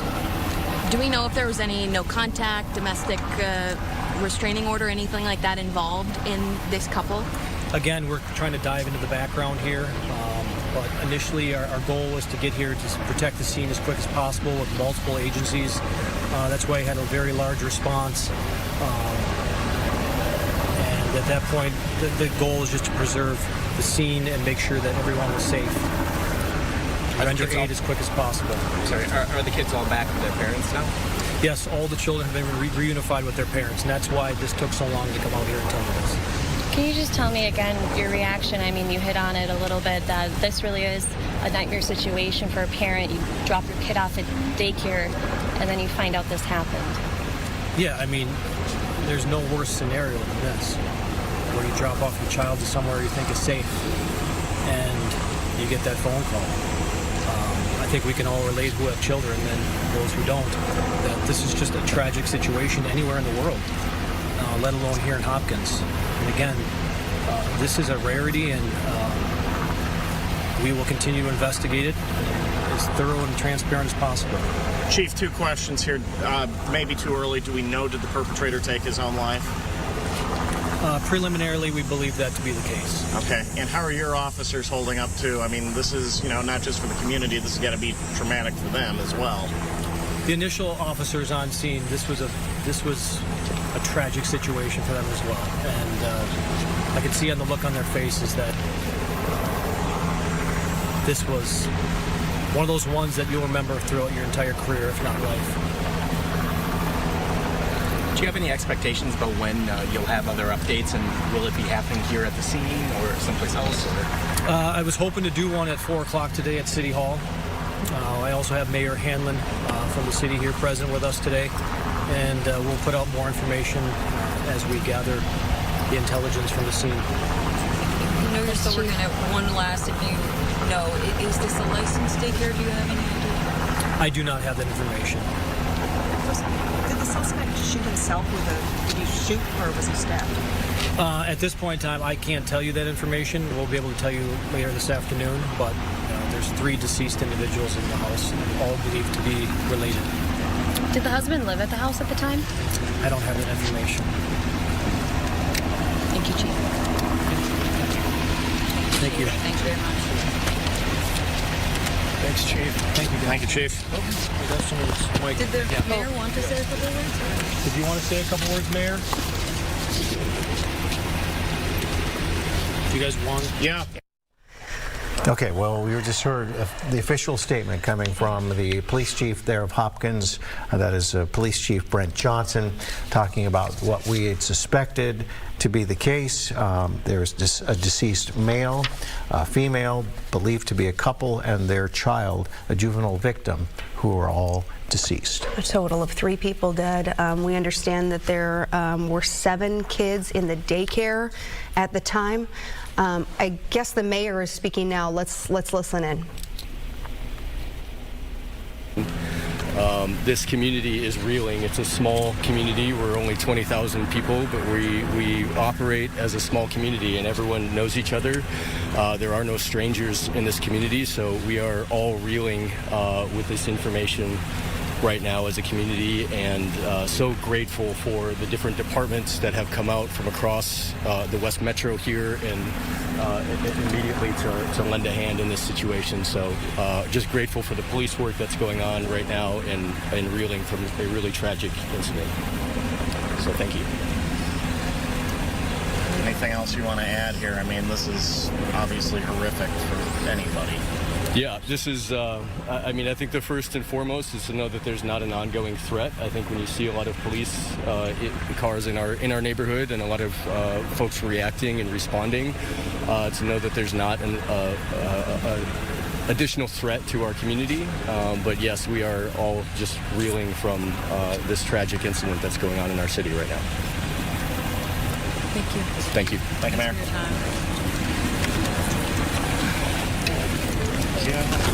Oh, that's not mine. Somebody else's. All right, so you can see we have a news conference that is just wrapping up where we heard from the police chief and then also the mayor of Hopkins, and as he said, they are reeling with the tragic incident that took place at the Brown Bear Family Daycare Center, where, just to recap, a man and a woman, we believe a couple, and their child, all deceased. And it sounds like, from what the we don't know the method of what happened here. The chief would not confirm that, but we do know that it was the man who attacked, who who he was in a relationship with. Yeah, in some capacity, it's not clear. Again, he didn't know if they were married, wasn't sure if he had been living there at the time. Again, but a family member, the police reiterated that all three deceased were of the same family. The male, the female, and the child did not say the age of the juvenile, of the deceased juvenile, but did say it appeared to be their kid, the daycare owner's child. And he did, the police chief did verify that it was the man who took his own life, more than likely as the police were closing in, or happened right before that, but he died at his own hands, apparently.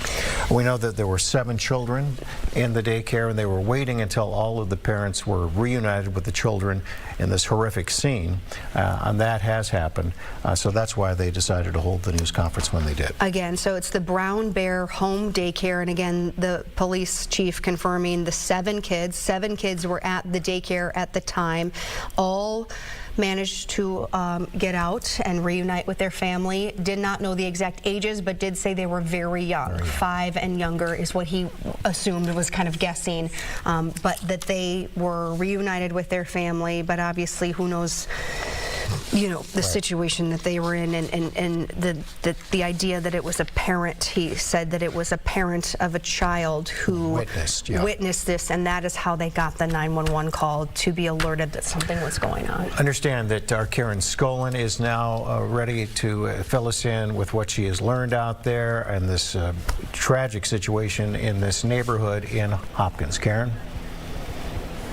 Right. Well, you heard the chief just speaking there. He did confirm 2 adults, a male and a female, and a juvenile, are all deceased. They are part of one family, a husband and wife, or they were partners, and then also their child was killed. We do not know the gender of the child just yet. He did say all the daycare children that were in there were very, very young, and that included the deceased juvenile, that they were very, very young, maybe around 4 or 5 years old. So just a horrific, tragic situation here. Also, he did not confirm whether they were stabbed or they were shot. I asked specifically if the suspect in this was shot. He apparently took his own life, it seems, according to the chief, but he would not confirm weapons, who was stabbed or who was shot or what all the weapons were involved. He said they were still kind of looking into that. So we're still waiting on information there. All the other daycare children we know are safe. They were safely reunited with their families. So we are just talking the adult, female and male, and then a juvenile who are deceased inside this home. Unclear what led up to this. Obviously some sort of domestic situation, since they're all from the same family, but we do not know what led up to this. Obviously they're looking into it. Still hearing a lot of unconfirmed things that I'll try to get confirmed as the day goes on here. Neighbors, though, pretty stunned about what's gone on here, as were the officers who responded to this. You know, a lot of them, of course, have children, and they've seen some things, but when you see a child like that, it is just heartbreaking. And it's a rough thing to be part of when you're working the scene here. But we're working to learn more information as the day goes on. We still have a lot of police departments here investigating. Hennepin County crime scene on here is still here investigating as well. So this is a very active scene at this point, and I think we're supposed to get an update around 4 o'clock this afternoon, hopefully with a little more information and a few more details about what exactly went on here early this morning, right after 9 o'clock. Guys? Yeah, I mean, Karen, you referenced it. You could see it on the police chief's face. Just the tone of just horrific situation and horrible for those officers. Yep. He mentioned, he could see it on the first responding officers going into a situation like that, and said that's something that will stick with you, not only for your career but for your life. It's just a terrible, terrible situation. It's not even just those. Yeah, Kelly, it's not even just those who are deceased. Imagine walking in on that. You have the deceased individuals, but all of these children, these very young children in there, who had to be scared or confused as to what exactly was happening. So just heartbreaking all around, really. Yeah, no question about that. And we understand, Karen, I don't know if you've been able to talk with any of the neighbors around there, but Corin Hoggard was mentioning that some of the neighbors didn't even know this was a daycare, that it wasn't like highly advertised. The only thing that you could see were like on the garage door something that was kid-like, well, I don't know, it was trees or something on the garage door, but some of the neighbors had no idea this was even a daycare. Right, and if they did know, it wasn't a big daycare, it wasn't very advertised. I think there were only a handful of children that were actually watched there, but it was called the Brown Bear Daycare, and indicating like a forest or something, and that's what was on the garage. It's like it's a great big decal of like a forest with tall pine trees. So they just called it. Some of the neighbors just called it the garage house. They didn't really know there was a daycare there. Sure. And usually the street, by all accounts, is very quiet here. Yeah. Karen, I know you just heard from the mayor, you just heard from the police chief, you've been talking to your sources. They did make, they wanted to make it very clear there's no longer a danger, everything is secured, if you will. I guess, what's the vibe there right now? Are neighbors out? I kind of get us up to speed just on like the situation in that neighborhood as of right now, now that kind of the fear, if you will, has calmed down a bit. Right, there were a few neighbors out from the get-go, when this first happened, kind of trying to figure out what was happening. However, when things kind of calmed down, a lot more neighbors came out, and that's when the crime scene tape moved back even further. So we're kind of being kept further and further from the scene, especially on the residential side over there. So. Yeah, there's a lot of people out and about, and like I said, they didn't even know there was a daycare, or maybe they were aware of it, but not really. But certainly there's heavy hearts around here, a lot of sort of disbelief that this would happen at a daycare. It's just horrific. And you heard the chief say that it was a father going to drop off his child at the daycare that kind of walked in on the horrific situation there. Yeah. Right. Oof. And then called police, yeah. Yeah, can only imagine. All right, Karen, we'll let you continue to do your on-the-ground reporting there. Appreciate that so much. Let's get over to Corin Hoggard. He's at the other end of the crime scene, which has been, we know, cordoned off that area off of the second to Lake. It's been cordoned off. Maybe even more so. Maybe farther now, yeah. But this all taking place on Tyler Avenue North, and we can confirm it is the Brown Bear Family Daycare. Corin, obviously the police chief filling in the blanks there and giving us some of the pieces of the puzzle we have. The pool. You can still buy it. Christine, go see Christine is what I'm saying. Christine is actually so awesome to try to do this pool for us when it gets really, really big. So I really appreciate you, Christine, if you're listening. We all appreciate you because you do a lot of the legwork doing the hard stuff. Okay, good morning to you. Hopefully you can have some time to go get a ticket. You never know. We have a chance. 1 in 292 million. Weather-wise, we definitely have some good things going on. We've got a cooling trend that is going to continue.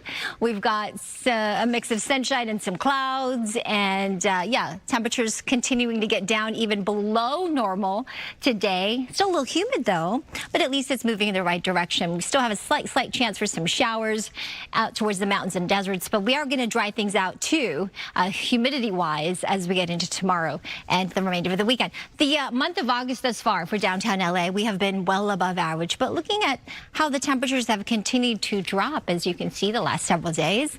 88 was the high yesterday. And today we're expecting 82, so that's going to be below the average if we reach that high temperature. Our sunset time at 7:43 later this evening. Here are the highs we're expecting today. 90 degrees in Santa Clarita, 90 in Ontario, 79 in Santa Ana, 75 in Santa Monica. That's really comfortable. 91 in Riverside to that 104 in Palm Springs. I'll show you the 7-day forecast when I come back. Back to you. All right, Maria, thank you. Well, it is back to school time, and LAUSD adult learners are starting the year with hands-on training aimed at real-world careers. Brooke Thomas live at North Valley Occupational Center in Van Nuys, where aviation students are getting straight to work. How cool is this, Brooke? Hey there, good morning. Looks a little different here, but it is the first day of school. Coming over here, talk to me. What's going on behind us? Well, behind us we have students in the LAUSD North Valley Occupational Center Adult School Program who are learning to become aviation mechanics. This is really cool. Tell me a little bit more about this program for people who are not familiar. Absolutely, yeah. So this program started in the early 70s. We've been serving people in this community for decades. It's tuition free, it's FAA approved, and it leads to a license to a great high demand, high skill job. I'm going to go see if I can talk to some of the students. Yeah, Let's go see. for it. Can I interrupt you over here? Is that, yeah? Okay, I like that. Of course. Yeah, get in it. It's the first day of school. What's going on here? So right now we're just swapping out the cylinder head. Okay, I know what that is. A cylinder. Yes, swapping out I mean, basically, I can do this. So right now, you guys, they are swapping out a cylinder head. And then what's next? What are we doing after that? After this, we're just making sure everything's completed. No, whisper it to me so I can pretend like I know. Okay. After this, we're just completing everything, putting all both cylinder heads. Okay. Once there, we're done. Okay, no, we're not tricking them. No, this is really cool. What do you think about this program? How cool is it to be involved in this? To be involved is, it's like a dream. It's amazing. I love that. Yeah, to be honest, you don't really get any places for free tuition. For sure, yeah. Yeah, exactly. And just learning what we have to know is on the teachers and instructors. It's great. What's your ultimate goal? To become an A&P mechanic. Yeah, that's what I'm talking about. I see it happening. Mr. Shy Guy, don't walk away from me. I'm coming over here with the curls. Okay, okay. All right, tell me, how's your first day going? It's going good. Yeah, until somebody came and put a camera in your face. Exactly. You know, It's okay. a little, It's, you know. nerve-wracking. Was that your fault just now? No. Just kidding. I'm coming to you too, sir. Okay? Backwards baseball cap. What's going on? How's the first day happening? It's good, you know. Yeah? Back with my classmates is fun, you know. Are you chewing gum in class? I am. What? Ooh. No, I'm sure you're also pretty happy to be a part of this program. Oh, right? definitely. I mean, it's awesome. My brother just finished about a year ago. You so, did, yeah. So I'm basically following him, so it's pretty exciting. Yeah, I'm sure your parents are proud. That's pretty cool. What's your ultimate goal? The same as him. Yeah. Be an A&P mechanic. Yeah. So How's it going for your brother? he's got to take his test still, but I mean, he's working for I don't know what company, but But it set you up. We don't have we don't have to give your brother's whole business out there, okay? Yeah. But he wants you to know, ladies, his brother has a good job, okay? Exactly. All right.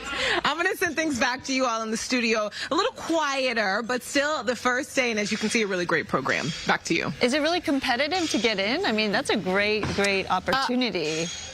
What do you guys know about the test? They want to know, first, they want to know a couple things, okay? They want to know, they asked, actually, I'm not going to lie, they asked one question. I'm going to turn it into 4 because I'm nosy. But they want to know, was it really competitive to get in this program? Apparently it's a 2-year wait. Yeah. So it is kind of competitive. So you guys, we're looking at the cream of the crop right here, right? Yeah. Yeah. Yeah, so. You got a little. Yeah, you got a little. Thank you. Yeah, Thank you. know, I feel you. Yeah. Hey, yeah. How's the test? Is the test afterwards, like, to get into the industry, is that hard? It's a complex test for sure, but we have supports for our students, so we're really proud to announce last summer. You didn't tell me you had an announcement. I have an announcement. Yeah, okay. I have an announcement. Last summer, 100% of the people who took the general test passed. Come on. So tell your brother to take the test, okay? I mean, come on. Well, he's gonna do well. He's probably a little nervous. Yeah, no, but we support all our students. We make sure they're ready, and we also work with sponsorship so that they don't have to pay for the test. That's awesome. Come on. That's great. Yeah. Free testament to the tuition, program, free exactly. sponsorship for the test. That's great. Just setting people up right, giving people an opportunity in spaces that may have been, priced out of this. Absolutely, 100%. Our mission is to help support and empower our students to reach their goals. We're here to lift the community up and transform lives. That's what I try to do for Bob DeCastro every day. Support him to reach his goals, lift him up every day. Why am I on the ground? It's then? hard. Constantly. Yeah. Why am I always on the ground? I just said it was really hard. I'm trying, but it's, Right. I can Need to only flex those muscles. I can only do so much. I need. Congrats to the students. Congrats to everyone in that program. Pretty amazing. Awesome. Thank you, Brooke. Could Paramount really say goodbye to Hollywood after 100 years? CEO David Ellison says yes, if regulators don't drop their antitrust lawsuit over the Warner Brothers Discovery merger, he will pull studio headquarters out of California. So why the sudden rush here?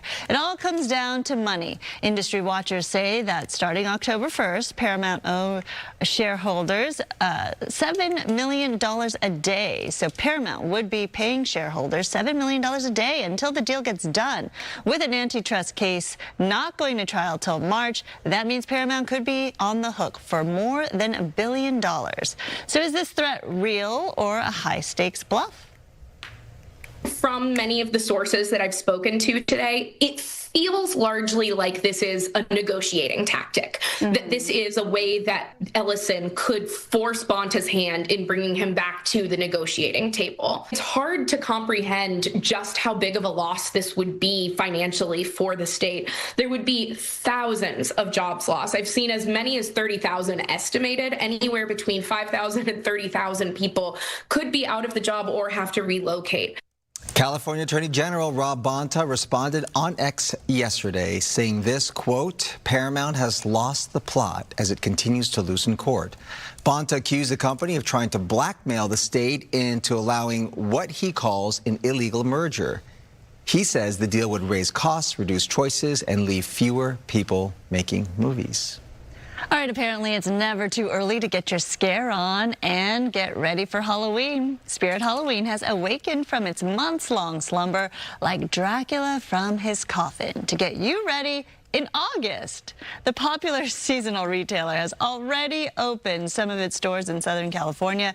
There will be many more pop-up locations to come over the next several weeks. You know, you see them. They're everywhere, especially heading into Halloween.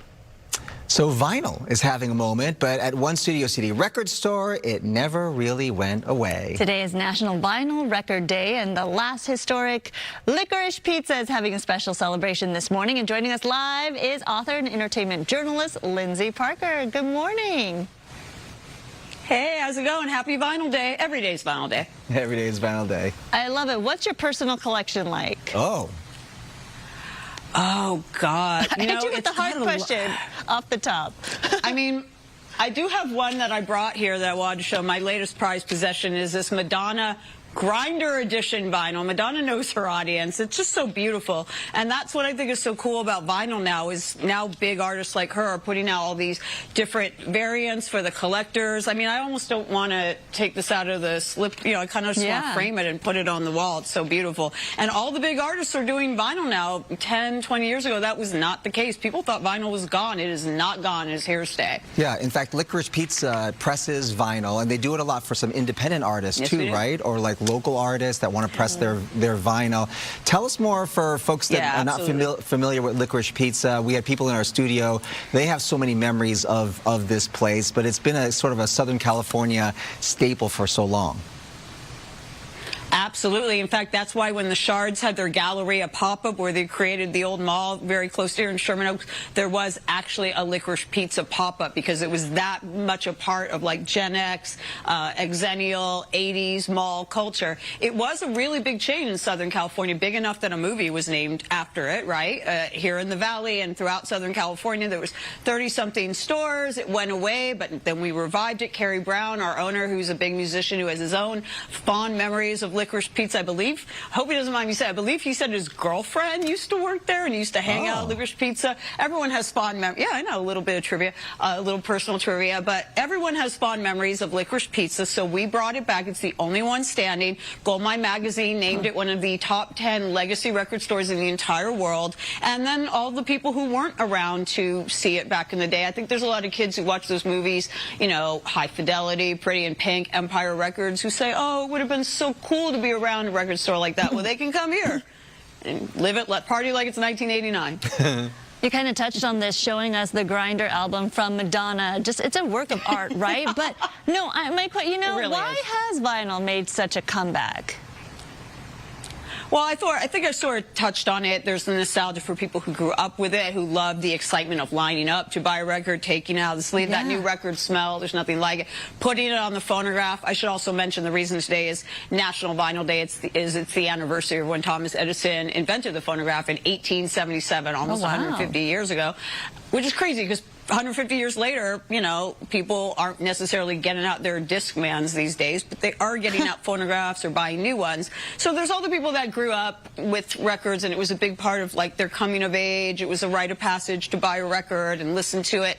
But then there are the younger people who, you know, they want something a little bit more tangible than queuing up a Spotify playlist or, you know, watching YouTube. They want something they can hold and cherish, like that they're a big fan of, that kind of is like a token, an emblem of their fandom. And I think they also want community. Like, if you come to Licorice Pizza, we have a lot of events. We have a hot LA band, Evening Elephants, Laura, the lovely Laura who works here, Laura Ann. You can also buy their record right here.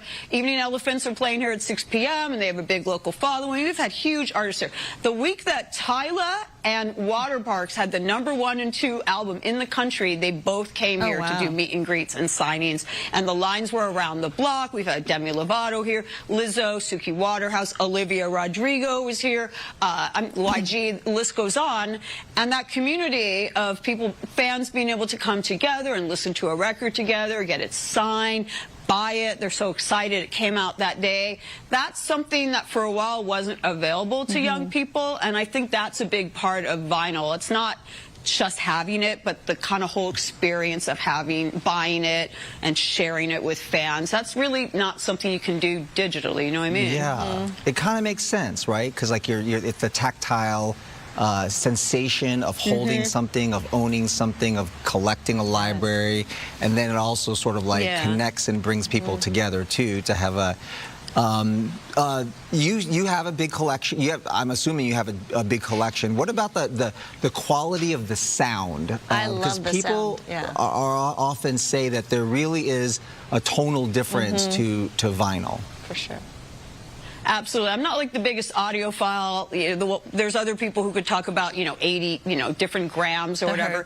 But I do think there's something almost about, I think there's something almost about the imperfections of dropping the needle, even dropping it in the wrong place or whatever in the grooves, and hearing that snap, crackle, pop, fizz, of the vinyl. It's kind of, you feel like you're a little bit more of the process. It's a bit more of a ritual, just pressing play. And I think that's important. I did want to mention, since I was talking about all the artists, including Evening Elephants here, if you go to our website, hello, Licorice Pizza. If you go to licoricepizzarecords.com and you check, how may I help you? If you go to our website, licoricepizzarecords.com, and you check LPTV, there's a whole bunch of video of artists that I interview and sessions we do right there. Also, you can get, if you're in a band and you want to press vinyl, we have pressing plants here in LA and a bigger one in Miami. We do vinyl in all the happening colors, and you can also just get detail on other events we have coming up. So yeah, it's kind of a whole world here, a whole universe. And yes, we do listen to records here. We have a phonograph over there, and every record that we play in the store, if you're hearing music in the store, it is not Muzak, it is not Spotify. We are playing a record. Someone has to physically go over there and turn it over to side 2, and I think that's awesome. Yeah, every 2 minutes you got to change it, right? Every song. No, it depends how long the record is. But I think the ritual of even doing that makes it more special. Love how you're passionate about this, Lindsay. Always great to see you. And check them out there at Licorice Pizza there in Studio City. And big event tonight, so swing on by. Evening Elephants, come on by, 6 p.m. Awesome. Thank you. Thank you, Lindsay. All Thank right. you, guys. It is a big day, of course, for hundreds of students. And look at your back-to-school pictures you're sending us. Thank you so much. Jordan. We love showing you off. Look at how cute all the new outfits, the haircuts. Oh, the Leva brothers there in Riverside. We'll be right back.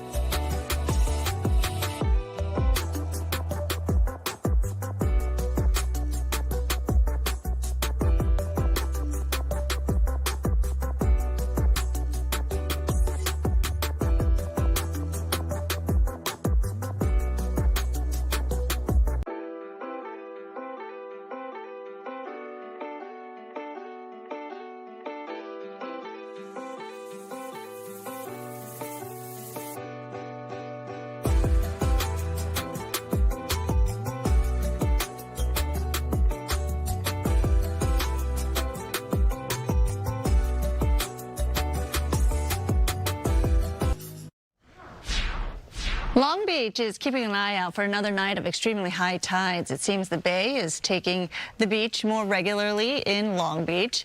This week's new moon lined up with the sun, pulling the ocean into the highest tides of the month, leading to minor flooding there. Longtime residents say tides of up to 7 feet used to be rare, but not any longer. And scientists say it's happening all along the coast. What we're seeing with these high tides is that real-world look at sea level rise interacting with a naturally occurring tidal cycle. It sort of gives us a look at what the future might be as global sea levels rise. Another big high tide will arrive tonight, closer to 9:40. It's a constant fight in many coastal regions, right? You see all those sand berms that they're putting up there. So in that area, there's Seal Beach, Long Beach, where they're constantly putting sand berms, and other parts of the East Coast also that are losing shoreline because of erosion and the high tides. And they're constantly trucking in the sand.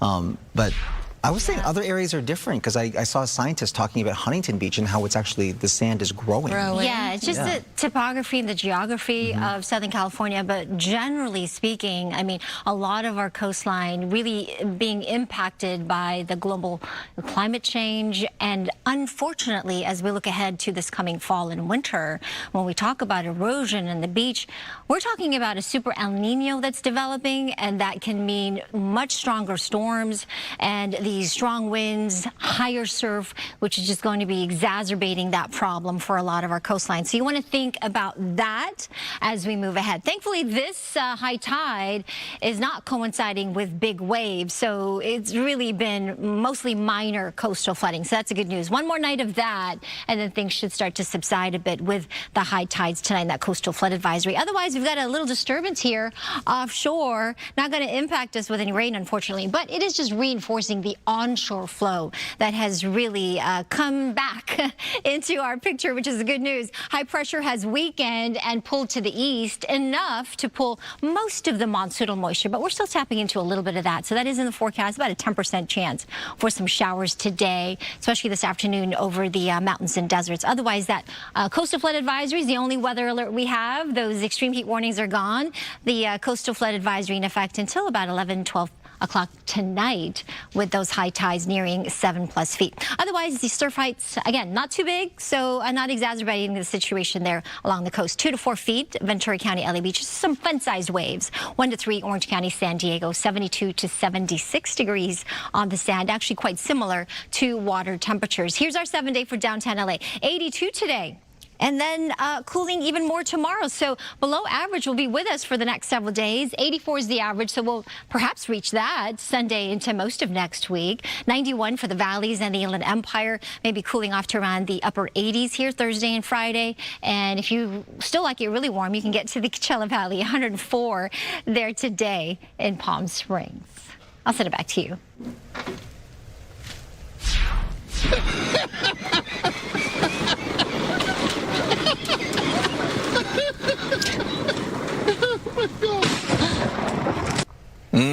Have you seen this video? I have. It's crazy. It was a lightning strike caught on camera in Ohio. This was at a Cincinnati golf course. Lightning strikes a man as his group was leaving because it started pouring rain and there was a severe storm. He was knocked to the ground, says he briefly lost his hearing and feeling in his body. He also says his arm and hand went numb. The man called it terrifying and painful, but he is expected to be okay. Thankful for that. Gosh. All right, a passenger takes video of flames shooting out of an American Airlines plane following a possible bird strike in the air. The Boeing 737 was headed to Charlotte with 172 people on board. This was on Monday. The pilot was heard on air traffic control recordings issuing a mayday call. American Airlines says the plane returned to Myrtle Beach International Airport, where it landed safely. An Arizona woman has made a 7-foot replica of the Statue of Liberty, and it's made entirely out of Doritos. This was all part of the Build It Bold Challenge, a competition worth $250,000. Gabby Nicole Whiting used 1,500 Dorito chips and foam to make her creation, all while taking care of her 4-month-old baby. Oh my chicken? She built it in her garage. The contest ended on July the 31st, and Doritos has not officially declared a winner as of yet, but she certainly is probably going to be in the running here. Yeah, gosh, look at all that. I imagine That's you have so to creative. spray it with something, right? To like. Right, glue it on. Definitely don't eat that. Not edible. Very creative, though. All right, we'll be right back.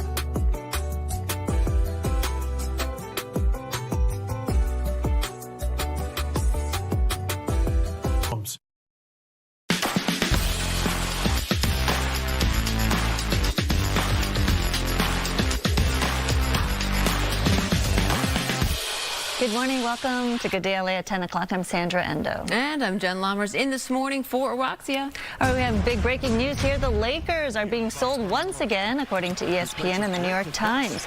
Former Disney CEO Bob Iger and businessman Josh Kushner, brother of Trump's son-in-law Jared Kushner, are the reported buyers. The sale is for more than $12 billion, a record-breaking price for a sports franchise. The Seahawks were sold for $9.6 billion last month. Kushner and Iger had been in talks for a Vegas expansion team, but opted to take the Lakers instead. Last year, Mark Walter bought the team off the Buss family for $10 billion, and he's only run the team since October. All right, it's 10 o'clock, so by now, most kids, LAUSD, they are in the classrooms, getting their learn on. That's right. After a nice, hot summer, class is back in session at LA Unified this morning. A big, exciting day. Let's go out to Gigi Graciette at Reseda Charter High for more on the first day of the new school year. Hi there, Gigi. all is quiet in this neighborhood now because kids are in class exactly where they need to be. But earlier, you could hear the welcome back all around.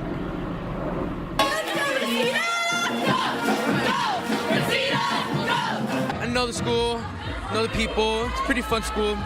And as you can see, you have a good spirit.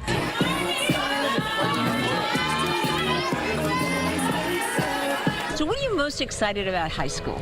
Making new friends and building opportunities like my sports and my education and all that.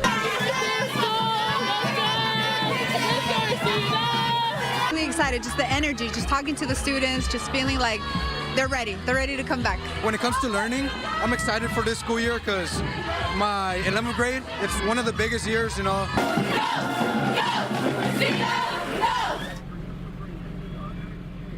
Over 350,000 LA Unified School District kids returning to school today from kindergarten to their senior year. It was certainly an exciting day.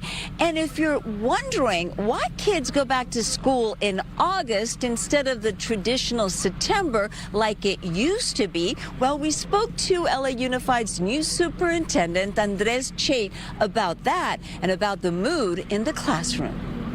Certainly lots of joy and excitement to be back. Some kiddos that still look a little bit sleepy. We're getting used to being back on a school schedule, but just really happiness and joy to be back in school. And there is a reason that kids come back in August.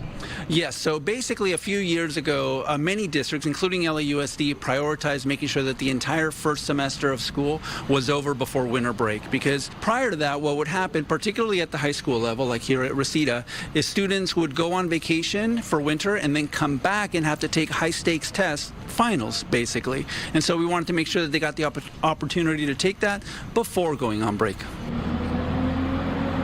The school district finding that kids did much better if they completed the first semester before winter break. So now you know. Be careful if you're driving around. There will be a lot more traffic and a lot more kids on the streets. In Reseda, Gigi Graciette. All right, Gigi, thank you.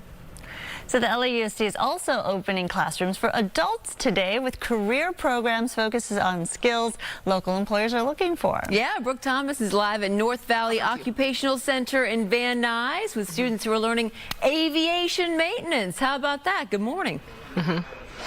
Hey there. Yes, this is a really cool program. I hate to do this to you, Armando, but like, can you see that? Armando's our photographer, of course. You've heard his name over and over again. If you're new to the show this morning, welcome. Where you been? But this is really cool. Like, can you imagine that's your classroom? Yeah, and I'm standing here in this really cool classroom with one of the busiest men on earth today, this week. How you doing? Good, good, great. Nothing like the first day of school. There's nothing like the first day of school. This first day of school is nothing like the first day of school that you imagine. Yes, we are at the North Valley Occupational Center. This is an amazing place. Yeah. Students here of all ages. We do have young folks. We also have folks that are making a career change later on in life. Get an opportunity to get hands-on experience, certification on aviation, go right into a highly paying career within a year or two. The district has to have a lot of pride in this program in particular. Oh, absolutely. You know, we really want to offer a diversity of opportunities for our students. Right. Yes, four-year college, absolutely. But we also know that that may not be for everyone. So there's a career opportunity like this. We take a lot of pride in offering that to our community. Speaking of pride, you have two little girls. It's their first day of school today. Yes, they started middle school today. Oh my goodness, that's a big deal. Yes, it is. Do they get something special when they come home, when dad is the superintendent? They get something special just because I'm dad. We'll probably go out to dinner or something tonight if we're not all too tired. But yeah, dropped them off this morning and that was something. That's just like a parent. You know what's special? This house. What? No, I was talking about ice cream or something, superintendent. Thank you. Can I interrupt some of the students over here? Can I interrupt the lesson here? It looks like you're working on something important, but it's the first day of school. You know what I mean? You got to give me a little action. What's going on here? What's your name? My name is Quinn. Oh, Quinn, that's a good name. What are you working on here, Quinn? So we're working on safety wiring turnbuckles, which are used to connect the control surfaces to the control stick in the aircraft. Yeah. And then the safety wires to keep it from coming untwisted.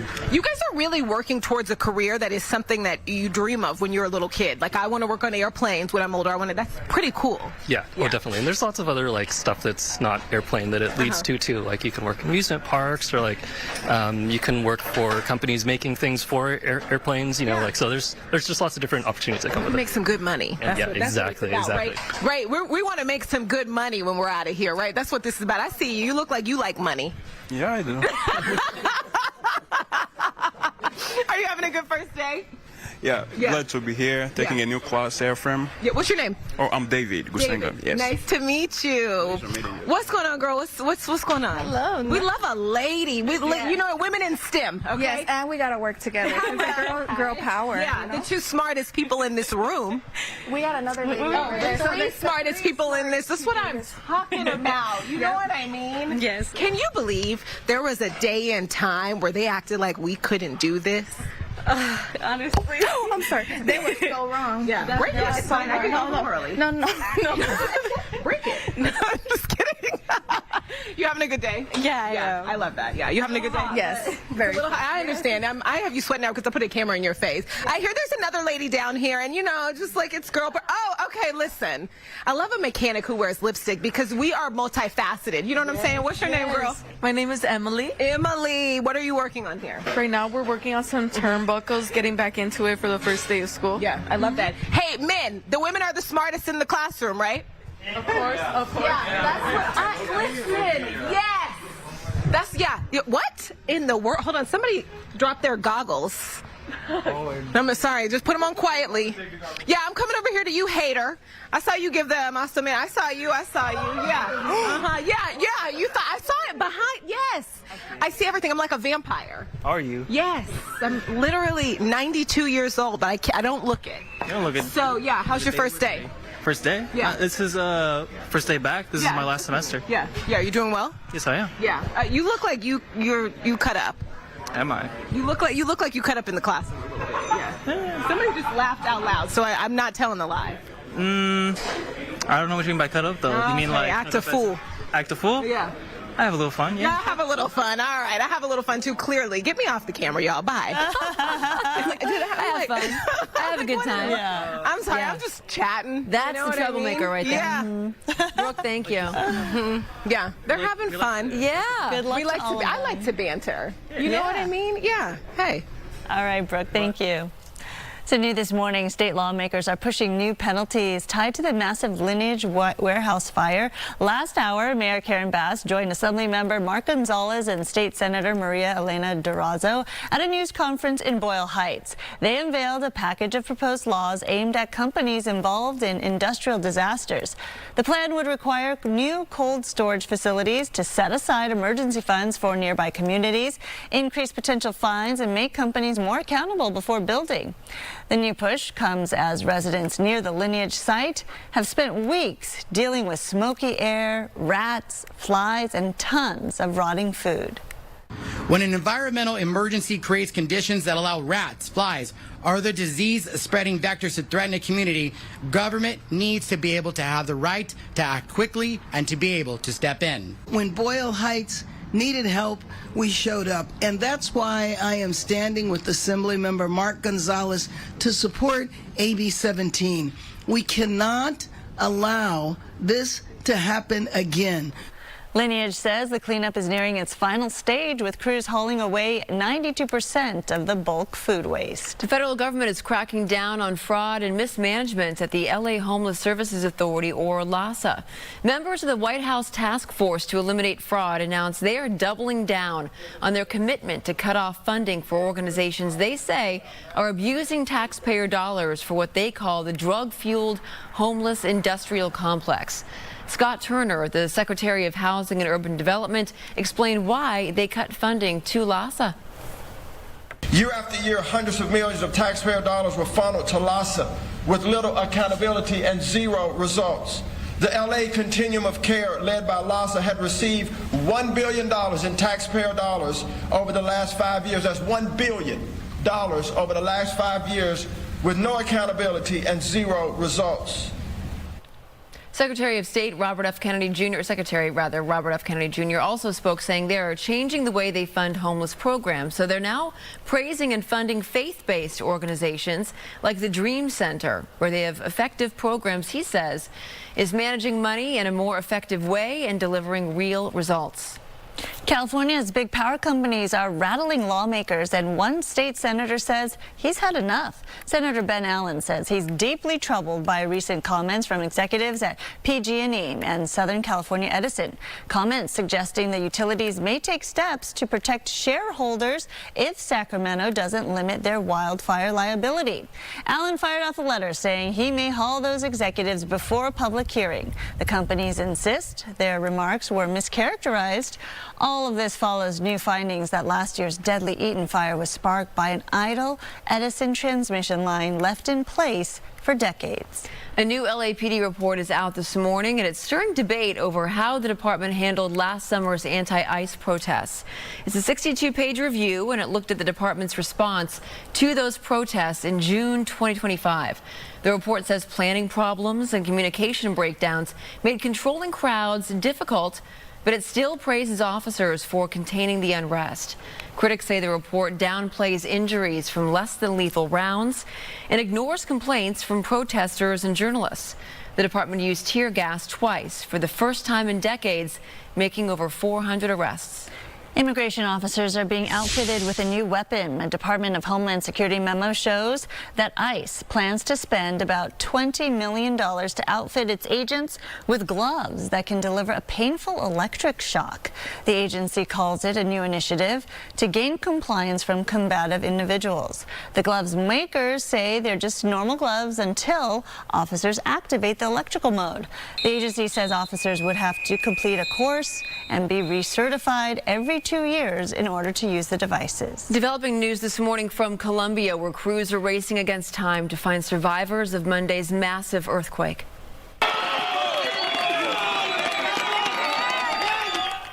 Look at this dramatic scene overnight as crews rescued a woman who had been trapped in the rubble of a building that collapsed during the magnitude 7.4 earthquake.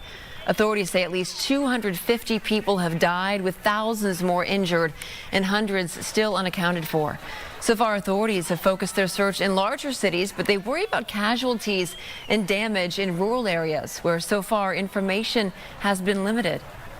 I think that we need global help because this is a disaster. We don't have electricity, we don't have water, we don't have gas. We're without basic service. Our hospitals have also been affected. It's a race against the clock there. Meantime, the LA County Fire Department said its urban search and rescue team has mobilized and is awaiting orders for possible deployment to the disaster zone. 10:14. Are we breaking or are we going over to Maria? Check in with Maria. Hi. Okay, we're going to Maria. Yeah. Hello, Maria. Let's talk about the nice weather we're having. Actually, we've got some high mid-level clouds. We have a little bit of stratus cloud cover as well.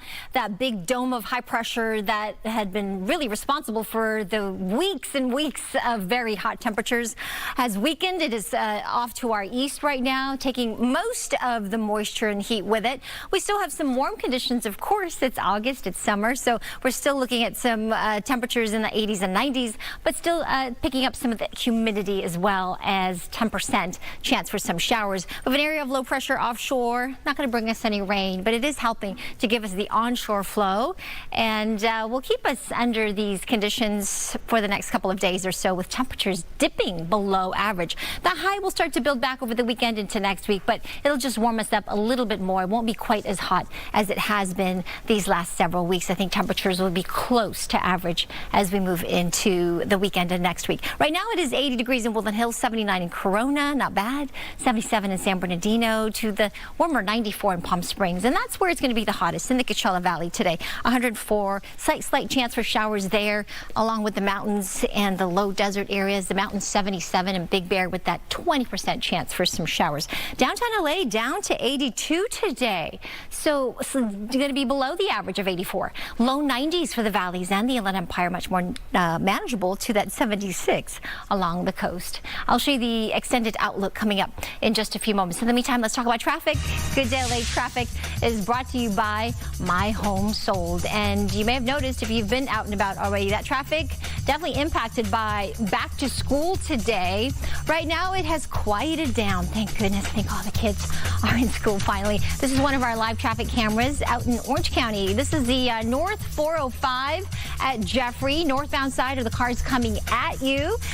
The ones going up into the screen, those are the southbound sides of the North 405 freeway. So both sides of the 405 here at Jeffrey looking good. Drive times in and out of downtown LA still impacted, I think, by the amount of volume of cars that are on the road because of back to school.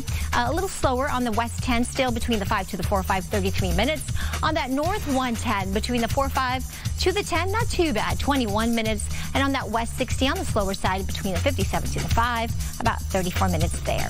Now let's take a look at some of the other hot spots. Hi, I'm Adrian with My Home Sold, and we want to buy your house. We buy any house in any condition. No commissions, no closing costs, and no repairs. Go to myhomesold.com for a free same-day cash offer. That's myhomesold.com.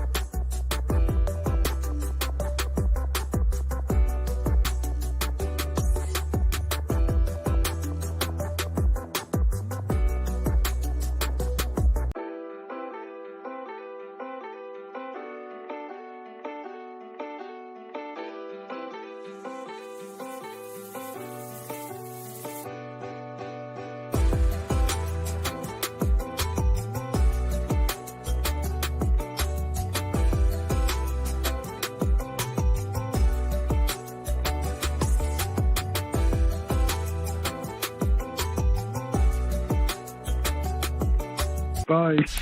Welcome back. Rialto police say 2 officers saved a 3-year-old child who stopped breathing after choking. Paramedic, please. Oh, stay on the line with me. Don't disconnect. Please hurry, baby. Wow, look at that. So scary. So police say Officer Colorado first arrived just after noon last Wednesday. He used what's called a life vac, a suction device. I need one. I need one. I remember you talking about this. I have one at home and then in my car. Yeah. So that life vac saved this kid's life. He pulled the blockage from the child's airway after several attempts. Officer Villaseñor followed with back blows and checked for more obstructions. The child regained consciousness before going to a local hospital for further evaluation. Oh my gosh, so scary. And look at that, he's opening it up for the first time right there, putting it together. I mean, thankfully it was quick enough, but that's so scary. Thankfully he had that. A reminder to make sure you have all the necessary equipment, whether it's a life vac, whether it's a fire, extinguisher in your kitchen, things like that you got to keep up with, right? That's Check right. the expiration date, all that. Always. Yeah. All right, a dog that has been trapped in a San Diego storm drain for about a month is finally rescued. Officers saw the dirty, underweight, hungry pooch in the drain right there. They were finally able to lure her out with treats and get her to safety. The officers brought Teddy to a local shelter to get cleaned up, along with a medical check. So talk about a coincidence here. On that very same day, Teddy's owner showed up at the same shelter to report her missing. The family says they've been posting flyers all over town, hoping for a lead on their missing furry family member. So a happy ending for everyone, and a reminder to all owners that a microchip is a good idea in case your pet goes missing. Yep, that's right. I think we have microchip in Sophie. I think we do. But she never goes anywhere without us. So, which is good. You have yeah, that's right. Okay, so it could soon cost you more to visit the LA Zoo. A city council committee approved a proposal to raise general admission fees by another $2. This comes on the heels of a $5 increase just a year ago. Currently, general admission costs $22 for children ages 2 through 12. $27 for those over 13 and $24 for seniors 62 and older. The new admission fee proposal will have to go before the Budget and Finance Committee before it heads to the full City Council for a vote. But I know for sure that the LA Zoo has been struggling financially in recent years. Yeah. All right, the Lucas Museum may be opening its doors next month, but reservations are opening up today for its signature rooftop restaurant. The Skywalker Grill is set to open September 22nd for lunch, dinner, and weekend brunch. It draws inspiration from the George Lucas's Skywalker Ranch with a classic American cuisine. New offerings and on the menu will include Dungeness crab cakes, lobster corn dogs, honey miso glazed salmon, and the Skywalker Ranch Wagyu burger, just to name a few. The Lucas Museum itself will also open September 22nd, and tickets are already on sale. They're available, and museum officials say opening exhibitions will be Star Wars in motion. It's such a massive museum. So much to see there. Skyfox over Universal Studios, where, have you heard this? The park plans to add 2 more sound barriers around its new Fast and Furious coaster. The added barriers follow complaints from Toluca Lake neighbors who say rider screams have carried inside their homes. The park already installed more than 900 feet of sound walls. Crews expect to finish the new work by early September. That would be very annoying to hear all those screams constantly. Yep. All right, the California legislature is trying to play a little hardball with Angels owner Artie Moreno. The legislature has passed a bill awaiting the governor's signature that would give Moreno something he wants in exchange for reverting to the team's former name, the Anaheim Angels. When Moreno brought the team, he renamed it the Los Angeles Angels of Anaheim, something virtually no one likes, with the exception of him.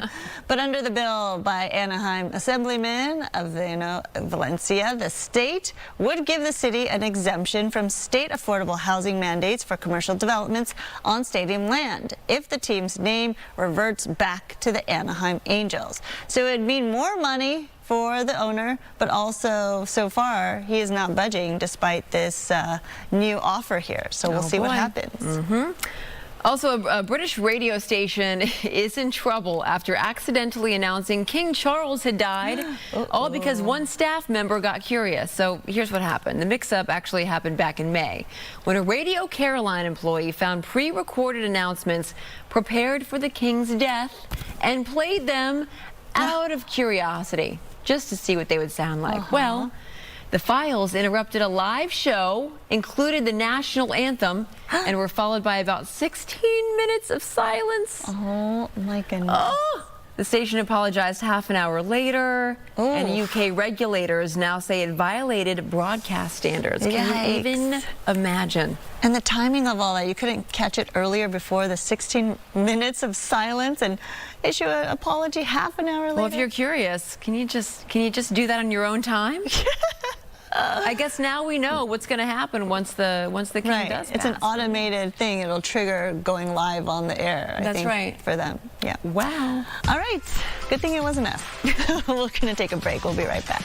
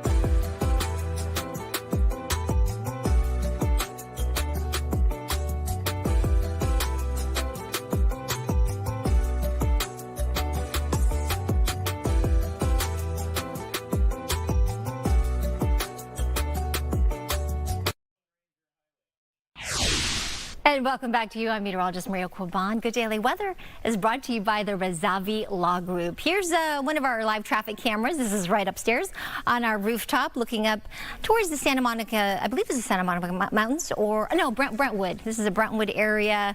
Right there is Wilshire. And we do have a mixture of some clouds and some high cloud cover, mid clouds, and even some low clouds that are out there along the coast. So we're looking at some partly cloudy, partly sunny skies as we finally have broken this very hot weather pattern that we have had for weeks. So the cooling trend will continue and much more noticeable today into tomorrow. Temperature is going to dip slightly below the average. We're still tapping into a little bit of humidity, so you may feel that, but generally temperatures are going down. There's a slight chance for some mountain desert showers today, maybe a 10 to 20% chance, but also as we get to the weekend, especially tomorrow, we're going to start to really dry things out. We're still under the influence influence of a couple of things. We've got an area of high pressure to the east, but it's far enough now to the east where it's not really impacting us too much with those very hot temperatures. Now we have a little disturbance here just off the coast of California, and it's not expected to bring us any rain, but it is just reinforcing the onshore flow and kind of kicking in our natural AC, that marine layer, which is helping to cool our temperatures down. That high is going to build back a little bit as we get to the weekend, but it's going to stay in that general area, and so temperatures will wobble up, down, but it'll be basically close to average as we move into next week. So that's the good news. It won't be too hot. 90 degrees current is the high in Santa Clarita, 79 in Santa Ana as we look to the afternoon. Not bad, right? 89 in Corona. Of course, the farther inland you go, the hotter it will be. 94 in San Bernardino to 104 in Palm Springs. Generally, as we look at Pico Rivera, we're going to cool it down some more tomorrow into Friday, into the low mid 80s perhaps, and then bumping up slightly as we get to the latter part of this weekend into next week. Not too bad though. Inglewood, we're staying in the upper 70s, even cooler as we get to Friday and Saturday before it bumps back near 80 early next week. I'll send it back to you. All right, Maria, thank you. Did you know that today is National Vinyl Record Day? And Licorice Pizza in Studio City is having a special celebration for that this morning. I love this. Joining us live is author and entertainment journalist Lindsay Parker to tell us all about the event and why this is so special. Hi there, Lindsay. Hi, happy Vinyl Day. Happy Vinyl Day. All right, so what makes Licorice Pizza so special and really so iconic to music fans? What makes Licorice Pizza so iconic to music fans, particularly anyone who grew up in Southern California back in the day, is it was a very revered record store, revered enough that there's literally a movie named after that. Literally, when the Shards had their pop-up at the Galleria, there was a recreation of the 1981 mall with a Licorice Pizza pop-up. It was just a very important store for people who grew up here. This is the only one left, and it's also an important store for people who were not fortunate enough to grow up with a store like Licorice Pizza, who wonder what it was like to be 1981 and lining up to see Duran Duran or whoever it might have been. They can now line up here to see Tyla or Water Parks or YG. And I think there's sort of a nostalgia for the Xennials and Gen X and Boomer people who love a community store like this, but also a nostalgia for something, like a misplaced nostalgia for something they did not get to experience growing up. So I think Licorice Pizza as a brand just sort of clicks a lot of boxes for a lot of people. Record stores were so formative for people growing up in the Valley or Los Angeles. It was a place to meet other fans. It was a place to meet artists. You know, there was that thing when a record came out at midnight or tickets went on sale. And I think that's an important thing. It's just not the same to listen to Spotify by yourself. People want to have a vinyl record in their hands. They want to drop the needle and they want to experience that new record feeling. So Licorice Pizza, there's only one left. It is a top 10 legacy record store in the whole world, according to Gold Mine magazine, and it's right here in the San Fernando Valley. Yeah, it is a shift, right? Because people so many times download their music, stream it, and they don't really have anything to show for it, right? And people want a collection and something to hold that will never go away. Absolutely. I think a lot of people, what they like is kind of a definition of who they are, what books they have, what clothes they have, what records they have. It is not the same. You know, I was saying before, there's this joke that when you start dating someone and they bring you over to your house, you go look at their shelf to see what records they have or what books they have. You know, you can't go through their phone and be like, oh, what's your playlist? You know, what's your algorithm? You know, this is not about algorithms. It's about something real. And the fact, I think people, if they have a real connection to their fans, like for instance, Taylor Swift is currently the #1 vinyl seller in the world, and she has different variants of all her records. The Swifties want to have every record, and they want to show how big a fan they are that they have that. It's much more exciting than collecting any other memorabilia. It's kind of like if you're a big Star Wars fan, you want to have all the figurines or whatever Star Wars people. Don't come at me, Star Wars people. But whatever Star Wars people collect, right? That's what Swifties collect. That's what fans of Sabrina Carpenter collect. You know, so I think that's kind of a thing. It's like it defines you and it makes you feel like you're connected to the artist and to their other fans. So since we respect your opinion and you are an absolute library of knowledge and information, and you talked about this earlier, if you go on a date with somebody and you see their vinyl collection, right? What are, would you say, the top 3 vinyl albums that they have to have if you're going to go on date number 2? Oh. Green flag. Great. Give us the green flags here. Like, if I'm dating someone? Sure, yeah. And I go to their house? Yeah, if you're All right, dating if someone, I'm yes. single, so if anybody... Ooh, there you go. All right. And by the way, the first date I ever went to was at a Licorice Pizza, and it was a really good date. It was in my love life after that. I mean, they have to have a Cure record, because Cure's absolutely my favorite band of all time, so let's say that. I'm just going to say what I like. Yeah. They have to have a Duran Duran record. I like a guy who's in touch with his feminine side and has a Duran Duran record. And honestly, they have to have something new. I have no patience for these people who are like, oh, all music peaked in 19, insert whatever number of century you want. They have to have something new. Okay, I'm a huge fan of Charlie XCX, so I'm going to say yes, preferably the new one. Music, fashion, film, because she's an icon. Or something like that, just something kind of that shows they're not like in just one box and they only like one genre or one decade. Right. And so I didn't know I was putting a Hinge profile on there. I like it. You like those things? We have them at Licorice Pizza. Come on. Come on. Go on a date at Licorice Pizza. All right. Oh my God. I co-sign all those things. Lindsay, thank you. Thank you. Excellent. Such a cool place on Ventura, Studio City. Love it. Great question about the records. You know, I have been playing more vinyl lately. So you have a record player? I have a record player. Yeah, I have Frank Sinatra on vinyl. Yeah. Is beautiful. It sounds different playing a record rather than it does. streaming.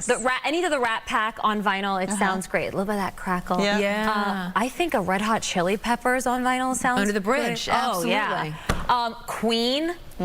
Queen on vinyl. Gotta have great. But I also love a Charlie XCX. You have her on vinyl? No, I have to get her on vinyl. Okay. You know what's in my cart right now that I'm waiting to buy? Foo Fighters' Greatest Hits on vinyl. That'll be good. Oh, you really are like the quintessential millennial. I love it. I am. I'm a millennial at my core. Yeah, for sure. Good morning, girls. Good morning. Let's jump into some more entertainment, shall we? We've covered the music. Let's get to movies. Entertainment sponsored by Yamava Resort and Casino. If you missed Toy Story 5, you still have a friend in us. If you missed it in the theaters, it's okay. Maybe you just want to watch it again, right, Jen? Sure. Well, Woody, Buzz, Jesse, Bo Peep, the whole gang, they're officially coming to your living room. It's good to be back. Shiny. Look, someone needs a brown marker. Love that part. And there's Lily Pad, the latest addition to the Toy Story squad. Disney and Pixar are proud to present Toy Story 5's digital release, which is coming next Tuesday, August 18th. After topping over $1 billion at the worldwide box office, it is the highest earning film in the Toy Story franchise.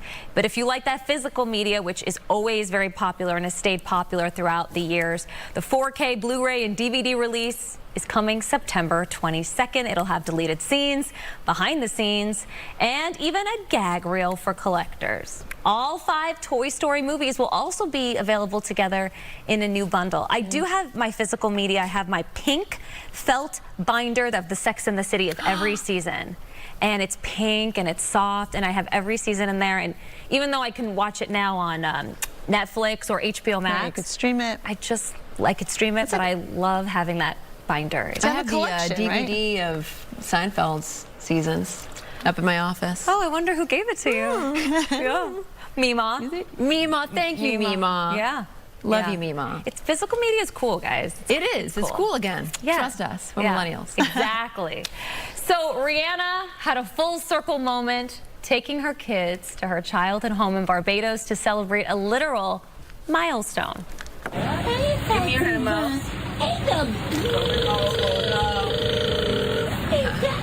How cute.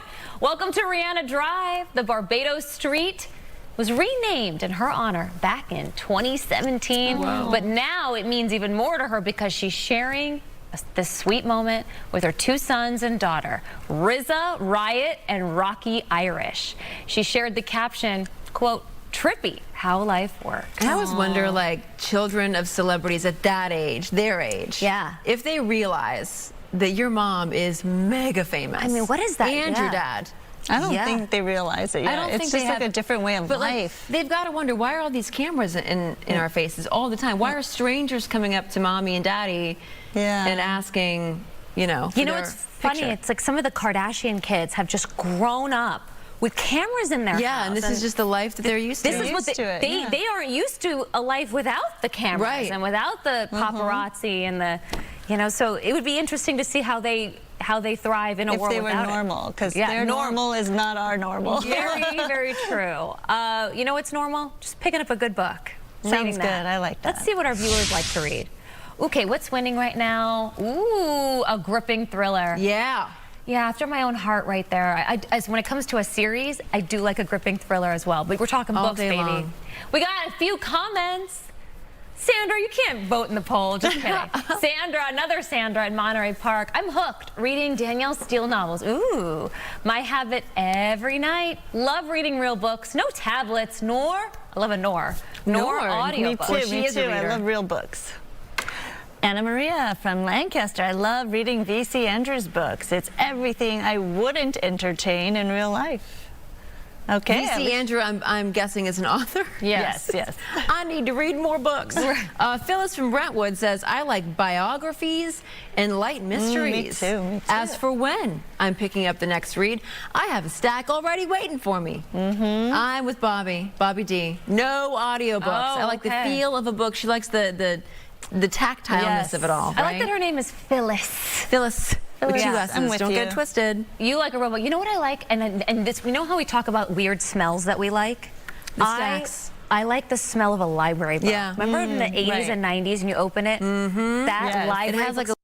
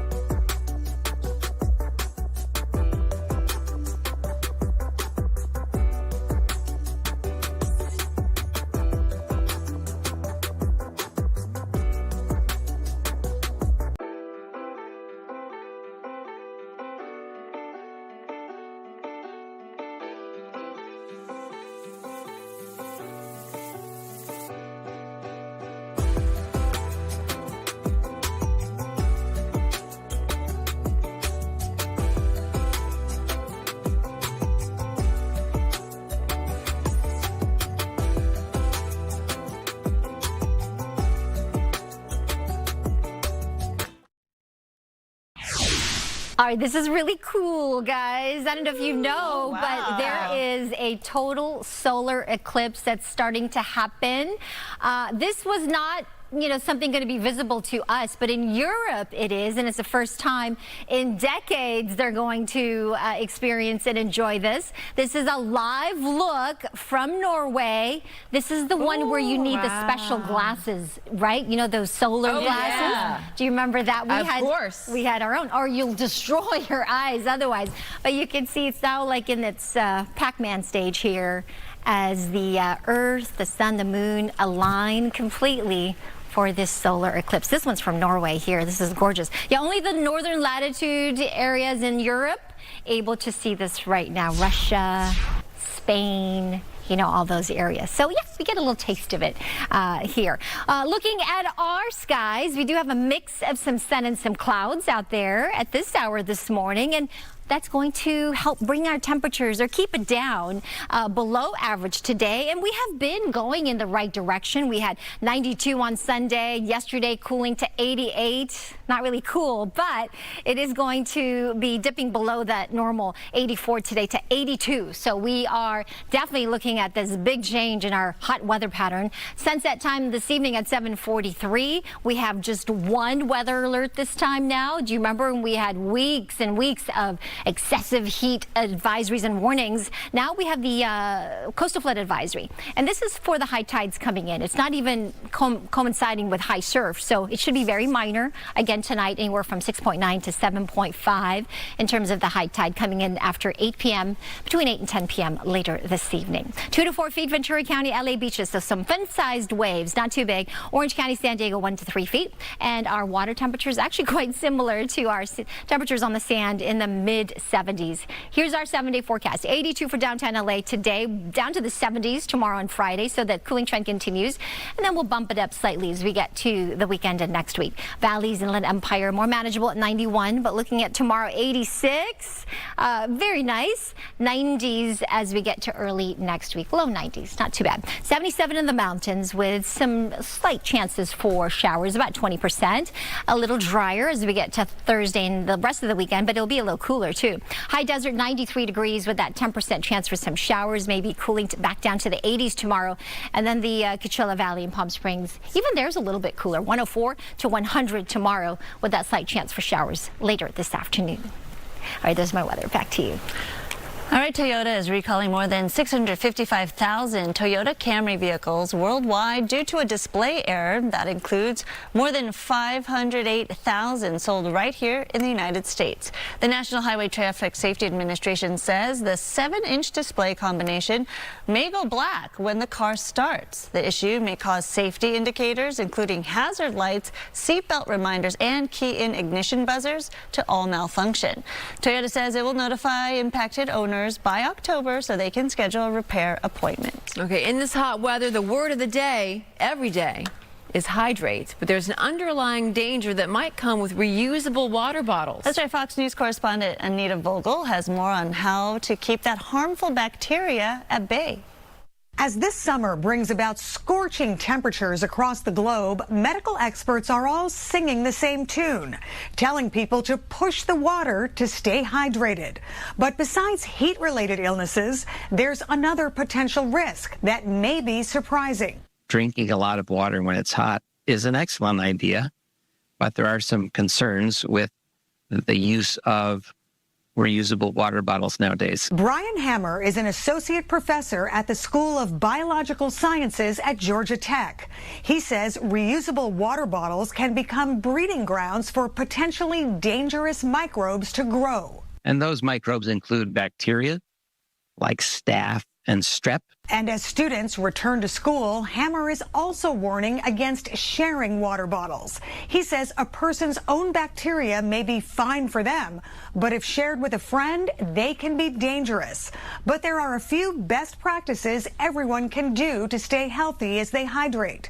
First, wash bottles every day. Washing the inside and the outside and all the little spots where microbes can live, like the straw and the mouthpiece and inside the cap. And sterilize or disinfect water bottles about once a week. Teaspoon of bleach per quart of water. Mix that up place that in your water bottle and let it sit for 5 minutes or so. Dump it out, rinse, rinse, rinse, dry. Hammer also advises against putting sugary liquids in water bottles because sugar can help microbes grow. I'm Anita Vogel, Fox News. All good tips, especially with school back in session. And speaking of which, it is back to school season. So we are featuring your photos. Scan that QR code right there on your screen to submit your student's picture. And first up, we have this cutie. Oh, Jen's Ethan. There he is. TK. He is so adorable. Thanks. I laid out his little outfit this morning. He was so excited. I got a report. He was very, very pumped walking into class today.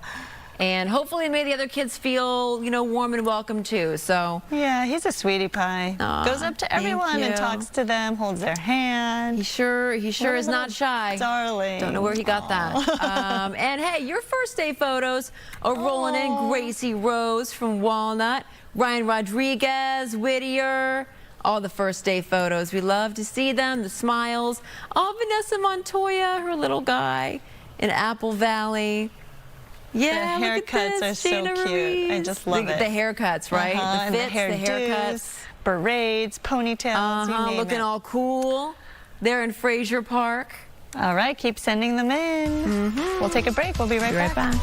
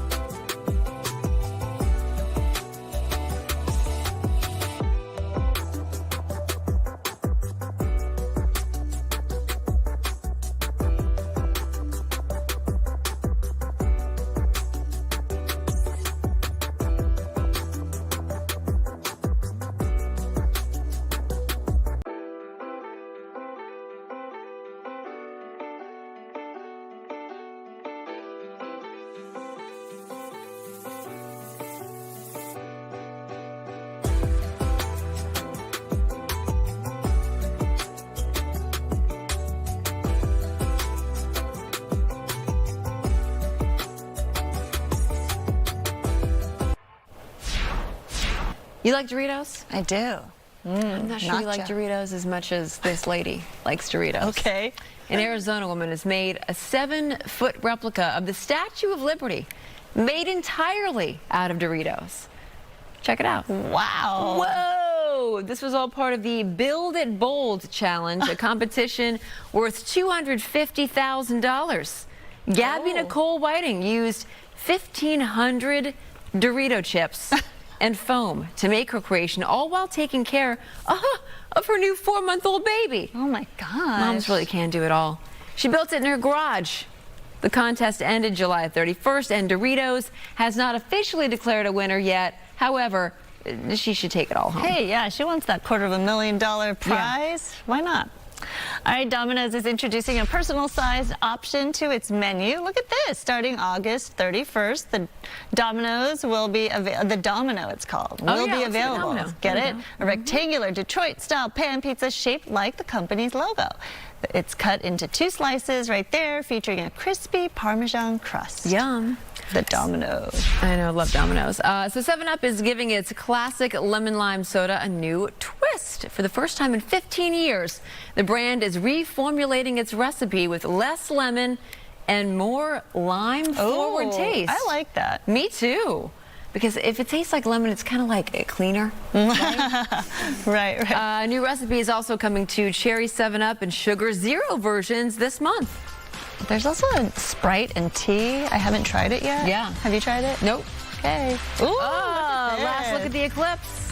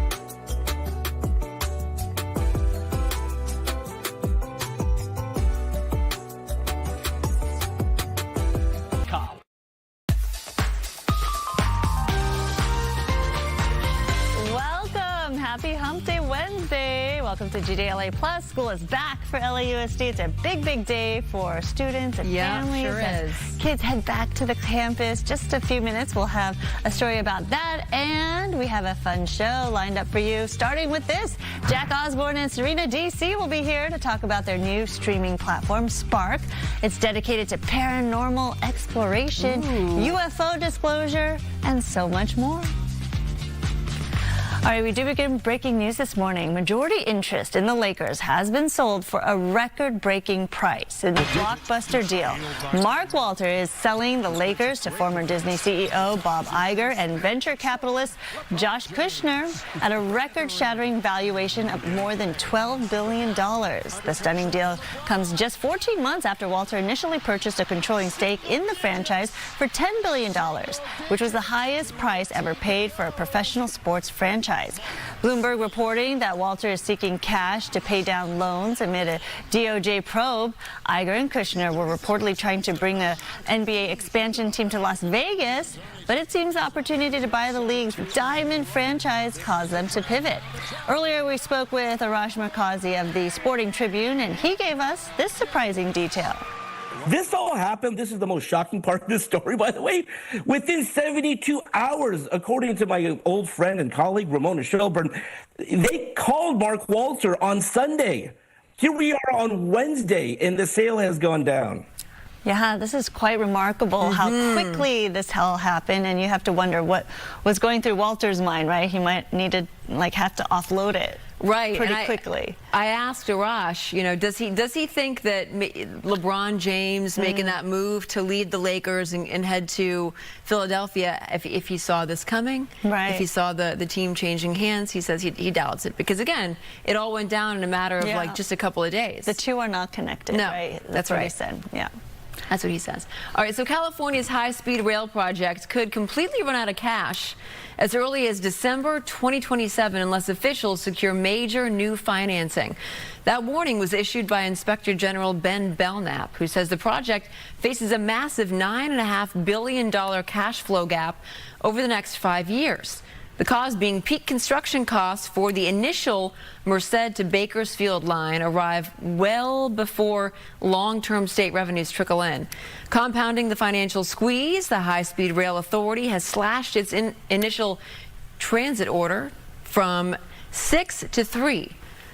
Dropped federal Buy America requirements also is weighing expensive borrowing that could tack on up to $6.6 billion in interest. All right, Sky Fox over Universal Studios, where the park plans to add 2 more sound barriers to its new Fast and Furious coaster. The added barriers follow complaints from Toluca Lake neighbors who say riders' screams carry into their homes. The park already installed more than 900 feet of sound walls, and crews are expected to finish the new work by early September. A new school year is well underway this morning at the LA Unified School District. It's a big day. We have Gigi Graciette live at Reseda Charter High School with more on the first day of classes. Hey, Gigi. Good morning. Over 350,000 LA Unified School students went back to class today, and they got quite the welcome.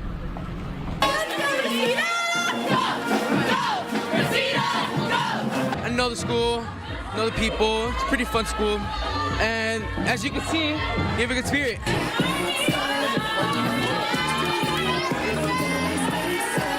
So what are you most excited about high school? Making new friends and building opportunities like my sports and my education and all that.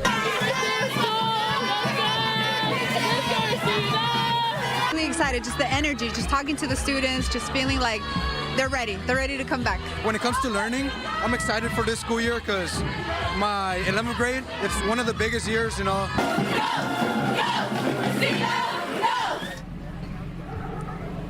Ah, yes, the school spirit was strong on this first day of class. And if you're wondering why kids go back to school in August instead of the traditional September like we used to a ways, we asked the new LA Unified School Superintendent, Andres Chait, today about that, and also about the spirit in the actual classrooms this morning.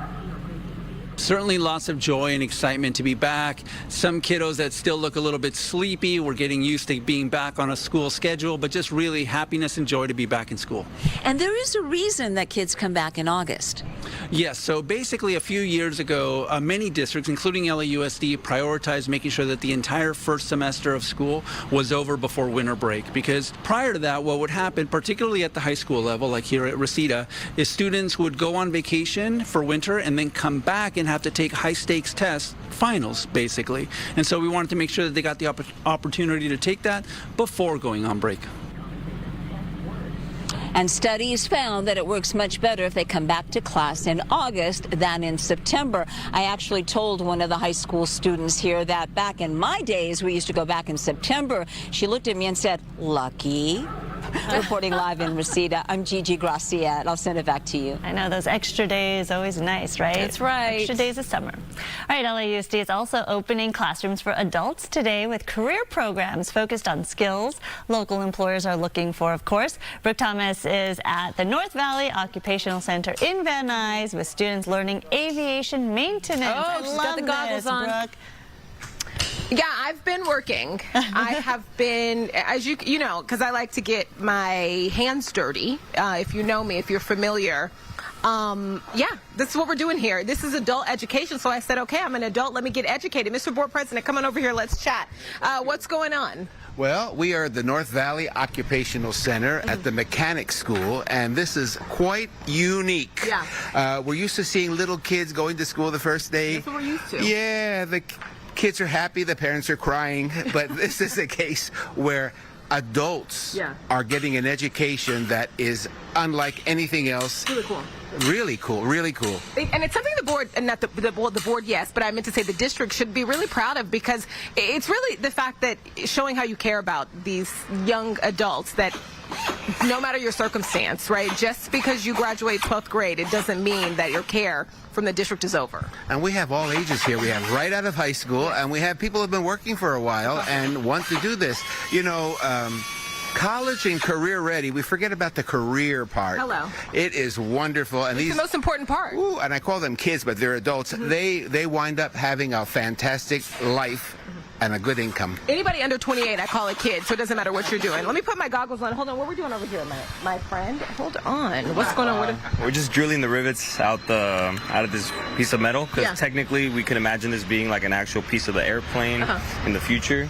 And we just have to make sure we practice getting these out nice and clean, make sure we're not damaging any of the airframe model. What's your name? Francisco. Francisco, can you give me a little tour real quick? Is that okay? Yeah. Because, Armando, can we walk over to the planes? Is that okay? Yeah, can you come with me? Come on, come on. Because what I think is really cool here, you think about like the type of, the type of equipment, really the type of toys that you typically have in a classroom. And you guys have some really, really cool toys here. I mean, I just walked, I don't know if I was allowed, I didn't ask permission, but I walked up in that plane. Anytime there's a ladder, I got up on it. I sure did. Yeah, we had a little bit of free time, so I was checking things out. Yes, I'm always being safe. So yeah, these are engines over here? Yeah, so we just have a bunch of engines that have been donated to us, and we really do appreciate it, because we can work on them and be able to do what we need to do, and make sure we're learning exactly what we need, so when we go out into the field, we're familiar with what we're looking at. Do you feel like you've learned a lot here? Oh yeah, for sure. I mean, all the instructors are very informative, and they definitely show us everything we need to be prepared when we get out there. Yeah, and it's actual planes out here. And I heard something about the wings are off of that plane because you guys actually practice taxiing. Is that right? Yes, that is true. So cool. Yeah, it allows us to just, make sure we're moving the plane, and we know how to, when we're sitting inside, know what we're looking at. So that's very important, especially as a mechanic, to know exactly what you're doing.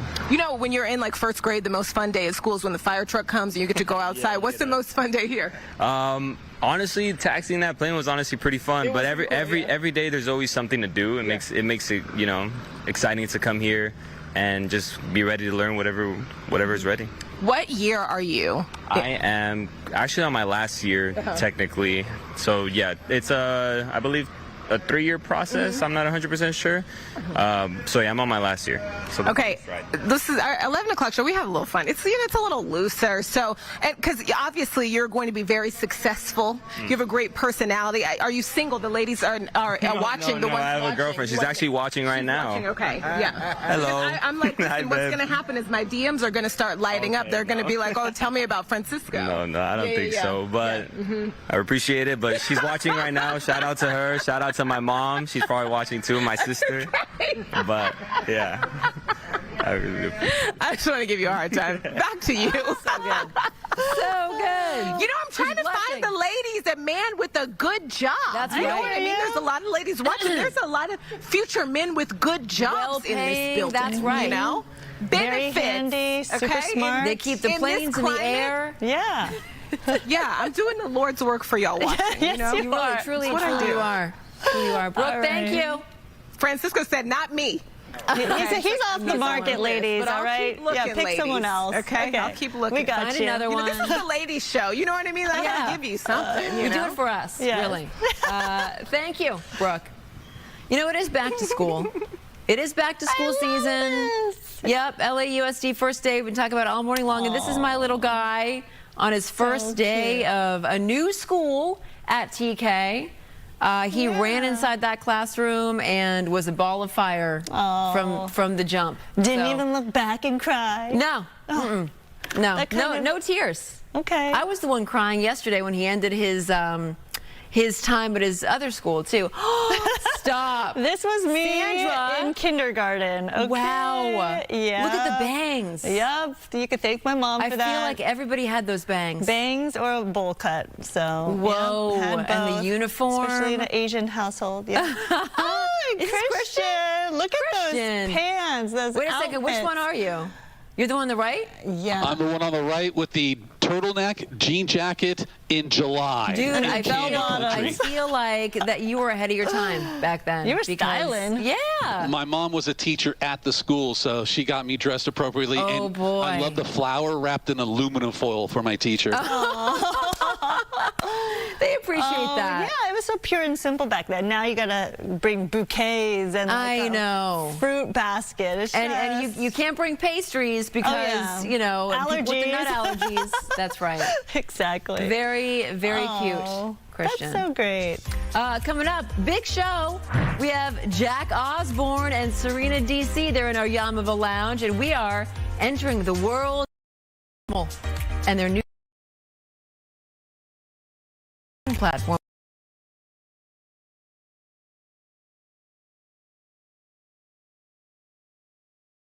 Delivers results like these. If you've been seriously injured in an accident and results matter, call Sweet James Accident Attorneys for a free case review.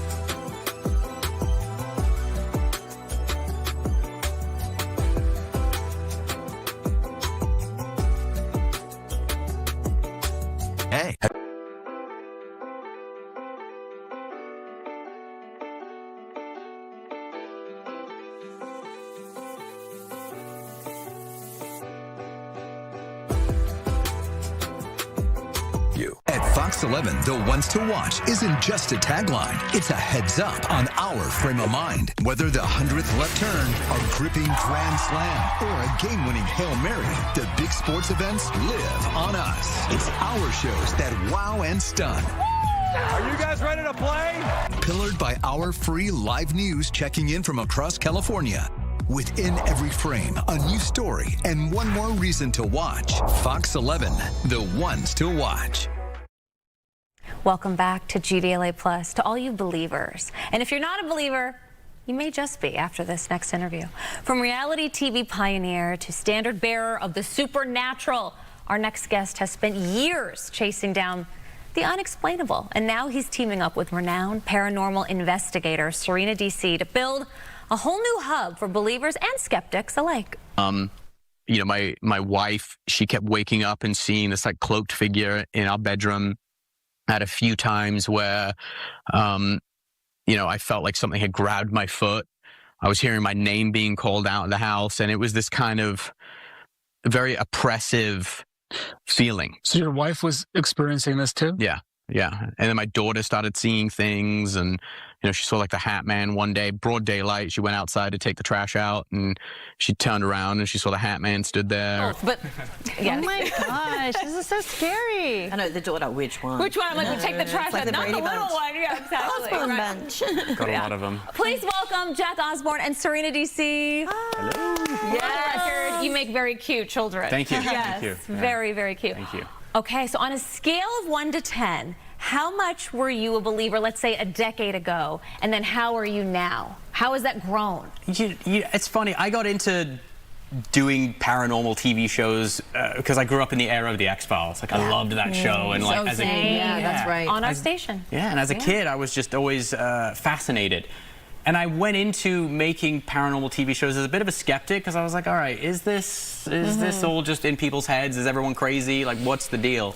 And the more I've done it, the more I'm like, okay, this is not everyone is crazy. But does everyone have that gift to feel it and to accept it? Because I feel like if you don't believe it, like nothing will happen to you. It's like being hypnotized. You have to kind of accept it. I think that there are some people that are tuned more to it. It's kind of like, think of it as like a musician, right? Yeah. There are amazing musicians, and then there's like okay people that could just play some chords on a guitar.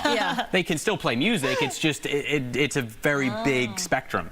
So I think it's the same way with how people feel, you know, something. I mean, for each of you, what was your first paranormal experience? Oh, God, my first paranormal experience. I've been having them since I was 9 years old, you know. So mine started with actually having sleepwalking experiences, which I have later attributed to think, but now I'm starting to think, well, why was I always so fascinated with E.T.? And maybe there was something going on, you know. But what we're finding is that there's so many people around the world right now in 2026 that are starting to question weird stuff that kind of happened to them during their lives. Totally. Because it's okay to talk about paranormal stuff now. It is. You know, you don't get cancelled for saying or you thrown believe into an in asylum, ET. you know? Yeah. But I mean, remember 10 years ago, though? Someone said, oh, I saw an alien. Right. 5150. It's Come right this way. Yeah, exactly. You were Now it's like the government is releasing files on this stuff, you know? Last week, I don't know if you guys have been keeping up with the drops. Obviously, we have.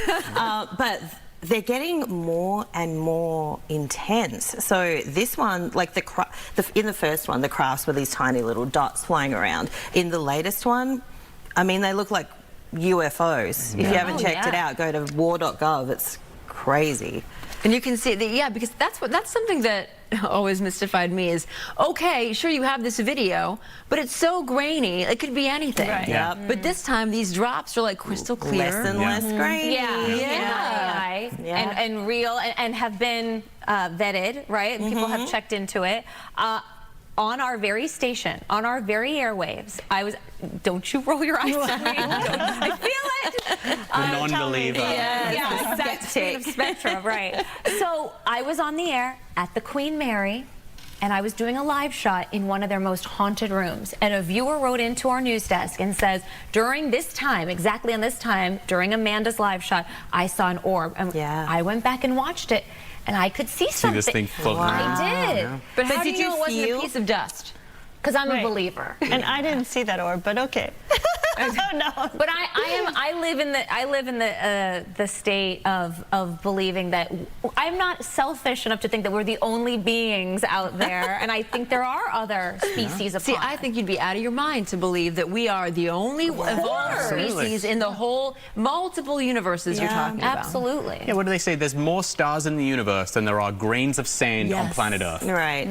So you can't be you're telling me that we're the only planet floating around a star, like with life? And what's been really interesting is up until the last couple of years, you know, a lot of religions around the world have said, no, it's only us, read the Bible, there's the story. But lately, even the Catholic Church have been coming forward and starting to reinterpret things that are said. That's major. The Bible is saying, well, actually, it's highly probable. So, you know. Times be changing. Is there a location where you really feel it, where you really sense there's other life? I mean, you mentioned the Queen Mary. Like, I've had some crazy experiences there. There's this great location near Eagle Rock called Heritage Square. That place is wild. I've had some really interesting experiences there. I mean, it's, you know, as far as the ghosts go, I kind of think, well, since written language has existed, like they found tablets from Mesopotamia that talk about people having ghost experiences. And so you're like, well,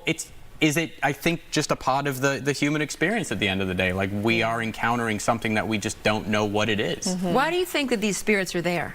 I don't know, you know, but at the end of the day, I go, well, what is a spirit? Is this like an interdimensional energy? Is it actually the once, you know, living, you know, spirit of a you know, a person? Is it some energy that we're encountering that's creating some kind of response that, you know, it's like living under power lines. The power company tell you it's fine, but frequencies, right? Yeah, But that's why I guess we created Spark to like answer these questions, and we're not even the ones to answer it. So, for example, with that question, we have a medium called Suzanne Gra, amazing Hay House author that has a show on our network, and another guy called Sean Collins from Australia, who's a massive medium, fills out stadiums doing readings.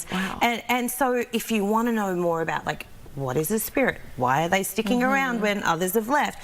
You know, you can get those answers on Spark. And I think that's all we're trying to do, really, is create this place. It's a network. Where you can ask those questions. For networking. Like, for people, it almost has its built-in community. The way Marvel has a fan base, the way Star Wars has a fan base, this has its own fandom. And it's a huge community. It really is. And it's, for the longest time, paranormal programming on traditional TV and streaming services was kind of treated as this, like, stepchild you don't really like, but you have to bring to Thanksgiving dinner. Like dozen kind of show. Exactly. And low production value. Just the scrappy, you know. Whereas now, like, I guess what we're trying to do is kind of add a little bit of Hollywood sparkle to it. Because, you know, for the people that already believe, like, they're good, you know. They're happy. But we're trying to, exactly, show other people. Well, give you the information so you can make a more informed decision. When you said on the clip right there that something was pulling your leg, that is freaky. That was weird. And that was at a time where I was kind of a skeptic. I was like... I've been hanging out with this guy a lot lately. We've been filming things together and weird stuff happening. Weird individuals. Weird He's stuff definitely happens. a magnet when it comes to these sorts of things. Yeah, you have a gift. I don't know. I don't know. You love it. I just don't like it in my house. Right, exactly. But there's also, I mean, I feel like anybody who's lost somebody, you want to hope that this isn't it for us. You want to hope that there's something else that's out there and that we get a chance to, you know, check in on our loved ones every once in a while. Get those questions answered. It gives me comfort knowing that. Like, you have like a guardian angel, especially living in Hollywood. And from Hollywood to Hollyweird. Let's get Hollyweird. Let's talk about that.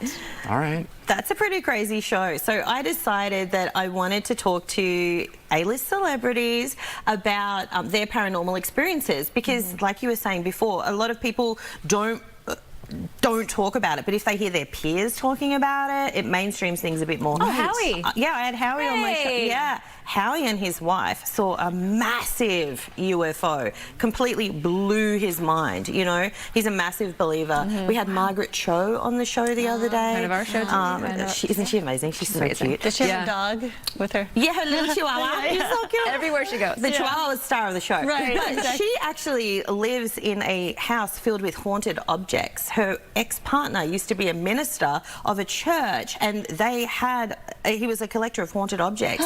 And so she's seen so many ghosts, people like literally standing there in the house, and she thinks it's an intruder, and then she realizes no, you know.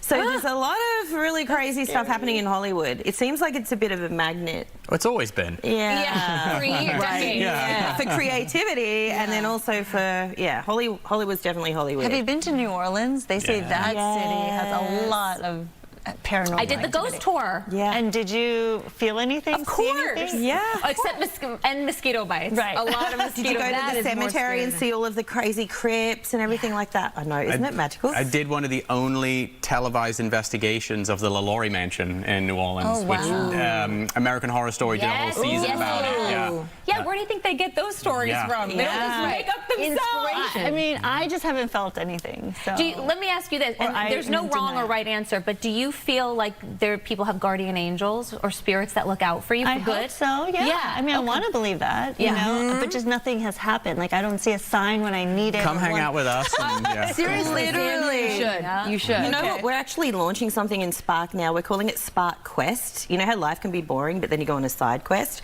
We're creating all of these Spark Quests. So one of them's going to ancient Egypt and going in the pyramids. I'll go with you. One of them, Jack's actually going to be heading it up, and it's a tour to this, what was the place called? It's actually, we're hopefully going to do it at Heritage Square here in LA. So you should So it's come here on in down. LA, so you're officially invited. You have to come along. Let's turn this skeptic into a believer.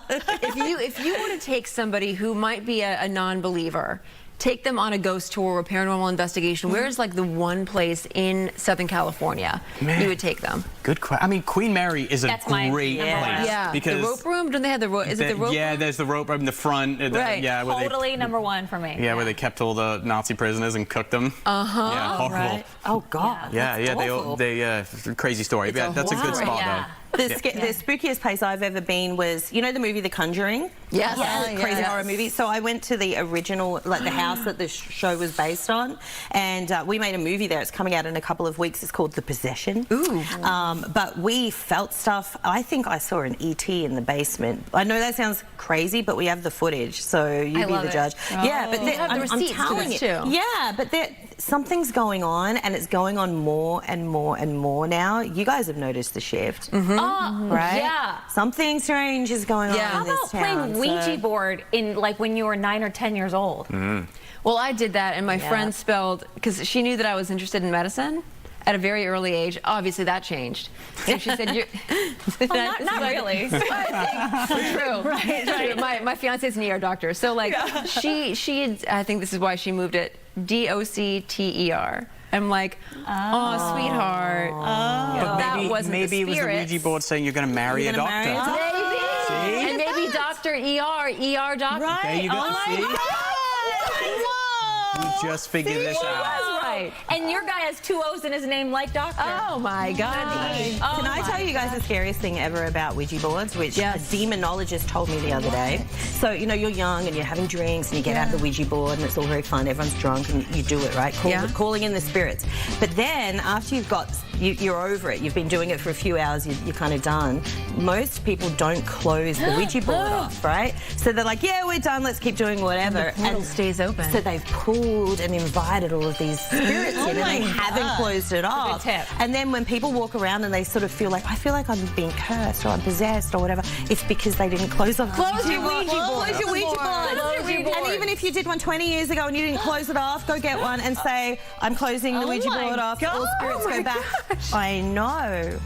Okay, well, I think I did. I gotta make sure. I gotta make sure of it. By the way, I love that you have all daughters because you have the patience right now. I do, yeah. This is just like a lot. It's a typical afternoon for me. Day in the life. Yes. Well, you definitely want to check out. The name of the streaming platform is Spark. Spark. I love Congrats, that. guys. Congratulations. Thank you. And we want to come with you on a ghost hunt. Let's do it. Yeah, for real. Yes. We'll do it. And happy early Halloween. Hey.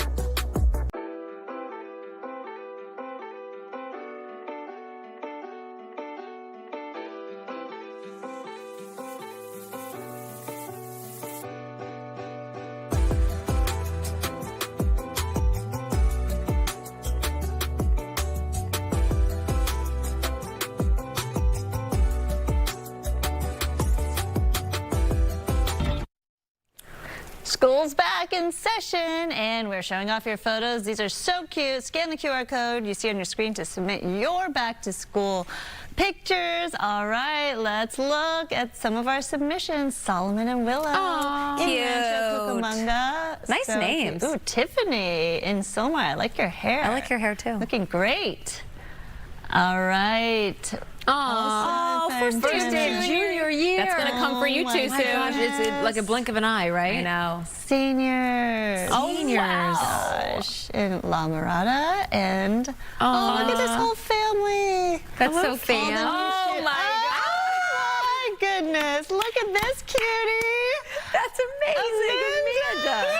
You've come a long way, baby. Come a long way, and I've separated the eyebrows. Now we've got two going. So cute. The teeth got closer. The teeth and the eyebrows got further away. Yes. Yeah, as God intended. As God intended. Yeah, exactly right. Fun. Thank you for joining us here on GDLA Plus. Recently in Orlando, everywhere you look, everywhere you go, there's a heart, a hand to hold on to.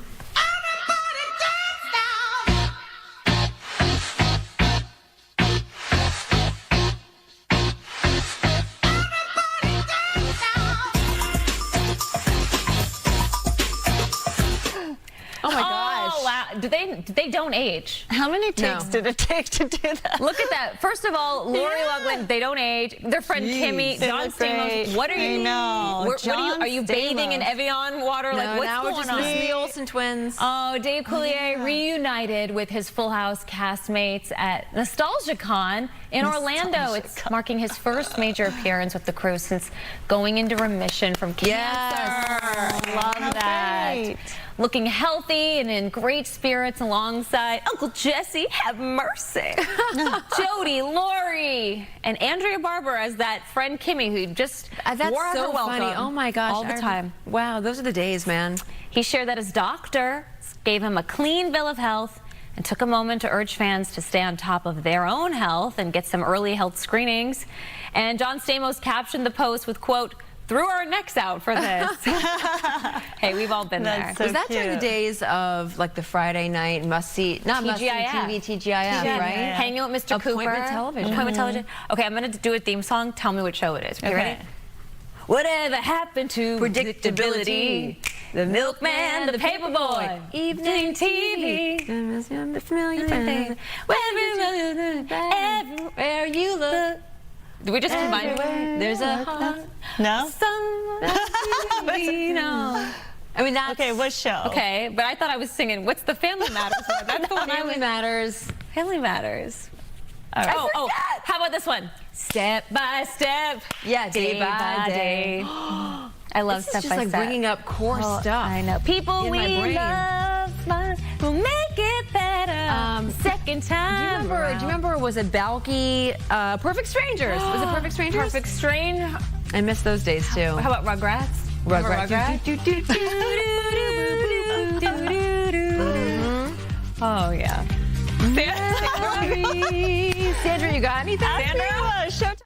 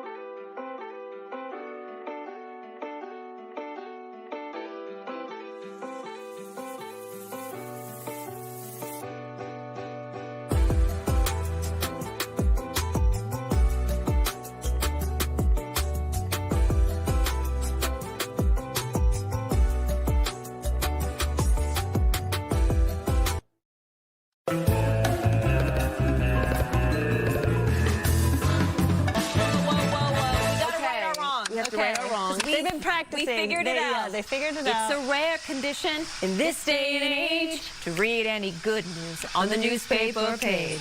Love and tradition of the grand design. Some people say it's even harder to find.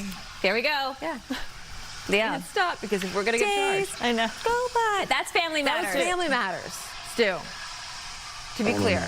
That was Family Matters. That was really good. The last one that I can, the whole theme that I could sing, yes, I got Gilligan's Island down, would be Super Chicken. You guys remember Super Chicken? You probably don't remember Super Chicken, but I can sing the whole thing. And Tom Slick got the whole thing. But I don't know. Should I? I don't think I should. I don't think we can afford it. But you know what? I think you know another one. Are you ready? Do do do do do do do do do do. Simpsons, of course. The Simpsons. Yeah, you got and it. then when you were talking, it was funny that you were talking about Rugrats, because the only reason I know about Rugrats, Hey Arnold, and what was the one, the strange dog one, the Ren and Stimpy. The one that was like, I love Ren and Stimpy. No. Bluey? It was like the Blue's Clues. landscape, and there was like a house Blue's by Clues. itself. No, it was a cartoon. It was Peppa something Pig. in Strange Dog or Bluey. No. Pepper. My kids were watching that one. Oh. But anyways, Garfield? it was something unusual, dog. Who's the cat? Marmalade. I don't know. Alf. God, what was it? Something unusual. No, it wasn't I dated Marmaduke a guy either. It who was.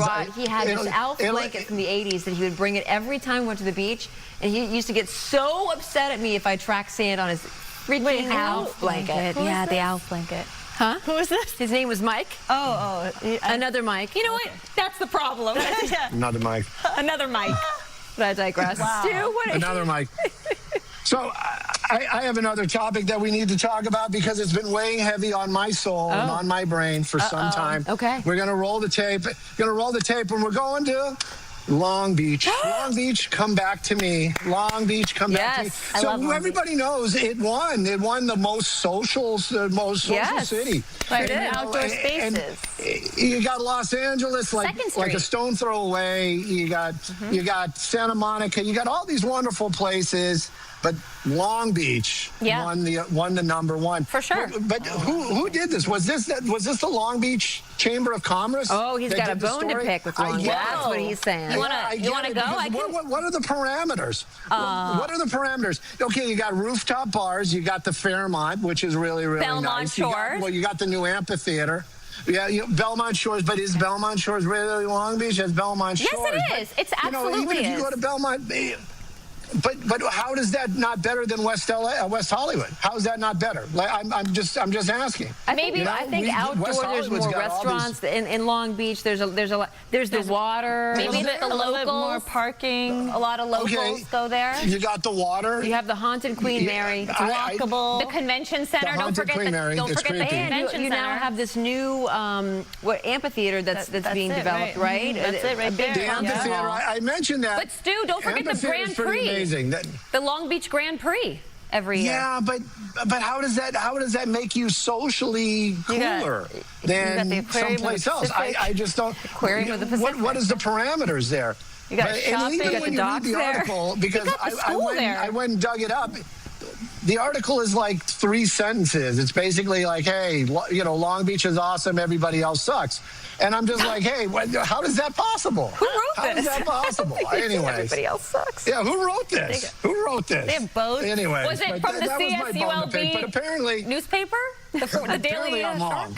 Apparently I'm wrong. We need boats. Apparently I'm wrong. I almost bought a place out there, but my daughter talked me out of it. But anyways, that was my bone. That was it. That's all I got. I mean, that was my spotting stew. I just, since you guys talked about it, I was like, how did this win? Yeah. Well, what would you say, Stu, then if you could say what the most social city is, what would you say is number one? I think we need to have to know what the parameter. How do you say it's social? How do you say? Yeah, what's the barometer? How are you measuring socialization? Well, I will tell you this as somebody who's lived in Long Beach. Most Starbucks per square block? Maybe. Well, as somebody who's lived in Long Beach, I will tell you at the time when I lived there, you couldn't, every Friday night, Saturday night, from Pine Avenue all the way almost to Seal Beach. Every restaurant was crowded. Every bar was packed. So the people like to socialize there. Yeah, and there's a lot of outdoor space. That's walkable. The parameters. It's walkable to a lot of things. Yeah, exactly. Yeah. It's walkable. Yeah. It's walkable. Take that, Stu. Maybe that was different genres, like it's sports bars, artsy bars. You know, an Orange and Cherry is more like the artsy kind of areas. There's a sports bar 17 floors below me that every weekend or whenever the soccer was going on or whenever like the Dodgers are winning, I know what's happening with the game because I can hear it. Parking does that make Wilshire Boulevard the most social spot? I don't know. I don't know. Anyways, but clearly you have convinced me. My apologies to Long Beach, LBC. But you know what? Good debate and good discussion nonetheless. Yeah, very spirited. And you know, if you're watching us from the 562, what'd it do? What'd it do? Yeah. All right, Stu. Thank you. Thank you. All right, before we go to break, we do have some breaking news right here. Nick Reiner has been indicted and is charged with 2 counts of murder for the December 2025 stabbing deaths of his parents, filmmaker Rob Reiner and photographer-producer Michelle Singer-Reiner at their Brentwood home. The indictment adds allegations of multiple murders, lying in wait, and the personal use of a dangerous and deadly weapon. Of course, when we get more information, we'll bring it to you. Take a break.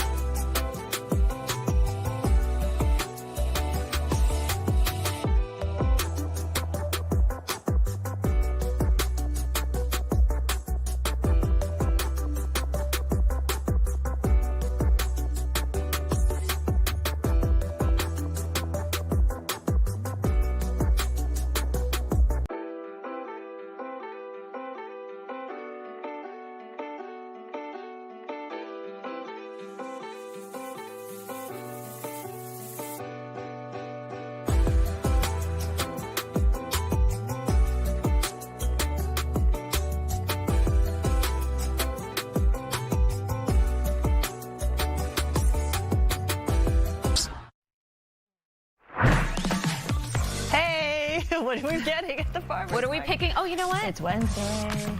Brussels sprouts. Really? Yeah. I like some fresh farmer's market Brussels sprouts. Strawberries today. Oh, I just got some at Costco. I'll take some peaches. Okay. Peach season. And it's peach season. You also have to be able to feel the peach. before you buy the peach. That's right. 100% agree. Yeah.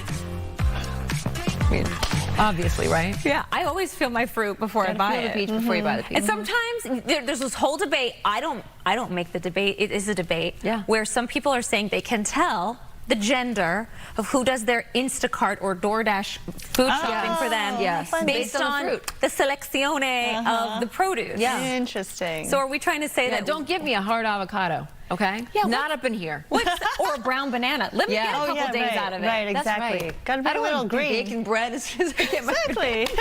At least throw it in some cereal. Did I say I was baking? Right, exactly.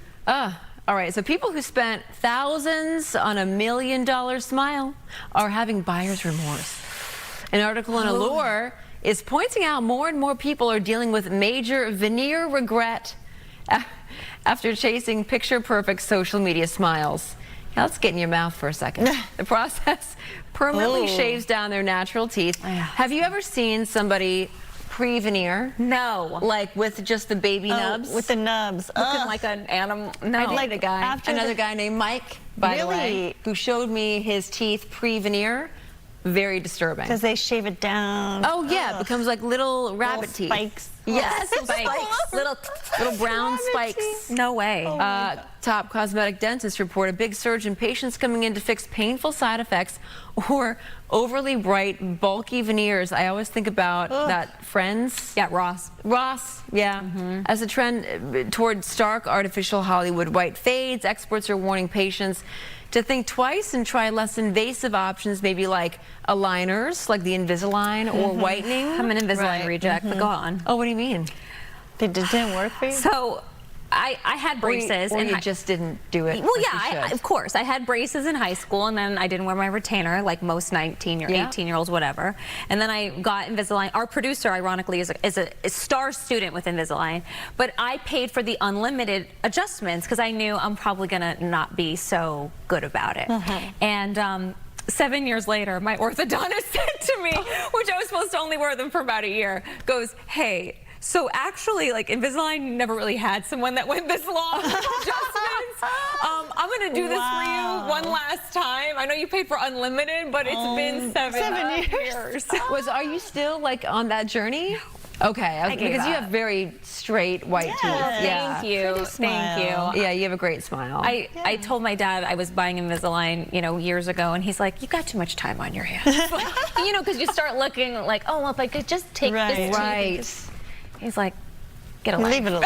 Yeah. Leave it alone. Yeah, leave it alone. I will say I would shave my teeth down if given the opportunity. First of all, because my teeth are huge. They're huge. Don't. Your teeth are one of your best It's that one features. person who called me a horse face back in the day got into my head a little bit. I should have taken it with a block of salt, but still. You know what I actually can't stand about you is that you didn't even wear braces. I did not. Wow. I did wear a retainer though for many years. Wow. I had a big gap in my teeth. No, you don't. I did. Oh, you put a fake gap. Yeah. No, I had a gap naturally. And how did it close? With a retainer. Oh, yeah, a rolling retainer that can just move the teeth. Yeah, that's how my dad's gap closed, too. And my orthodontist had a whole wall of retainers that had been mangled by dogs. Ugh.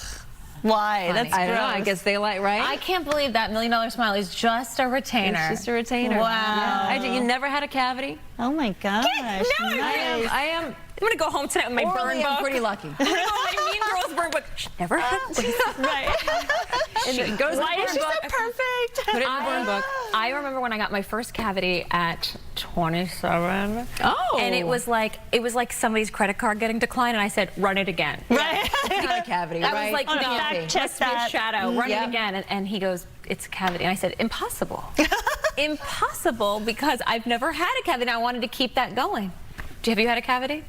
Yes, one. 40. When you were 40, when you hit 40, you got a cavity. So what did you say when they told you that? Yeah, I was shocked. Yeah. Like, wow. They're like, your teeth changes, over time. What are you trying to say? Yeah. I'm like, now you're calling me old. Like, wow, great. Call my mouth. Psychologically, it's already a hit. Your mouth gets a discount at Ross with the senior discount. Excuse me, my mouth. Exactly. My dentist says my mouth is actually a senior citizen, so can I get... But your body, neck down, girl, you're 28. That's right. But that and mouth. don't forget that. Right? Don't forget that.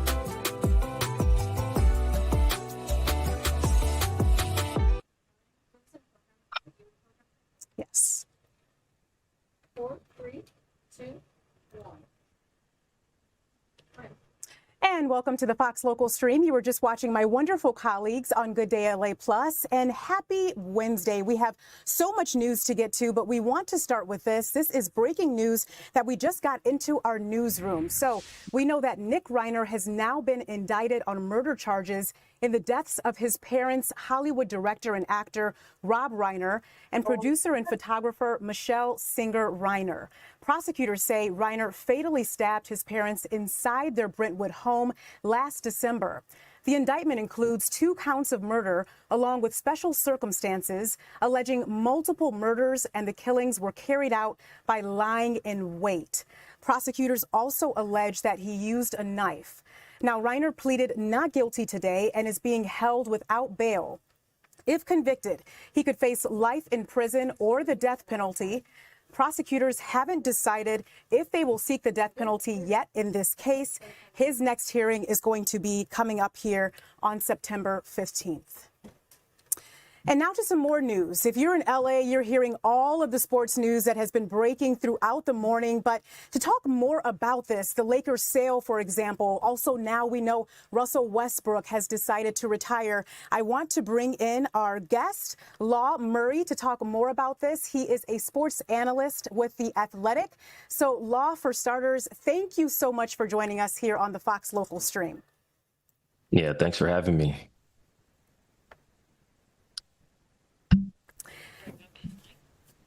Okay, so we're having a little bit of trouble hearing you right now. Let me see. Can you hear me, Law? Yeah, I can hear you. Is my mic on? Can you hear me? See, well, you know what? We can get to you, and you know what? I'm going to come back to you, Law, because I'm not able to hear you. I think you can hear me, but we do want to get Yeah, I can hear you. But for now, we're going to kind of work on that until I can get to you and hear you, because it seems like you're talking, but I'm not able to hear you, Law. So we'll come back in just a second once we work that out. But for now, we want to go to this beautiful shot here. We are talking about the solar eclipse that is happening all over parts of Europe. So that rare total solar eclipse is sweeping across Europe today. This is marking the first time since 1999 that mainland Europe has witnessed a total solar eclipse. Oh, okay.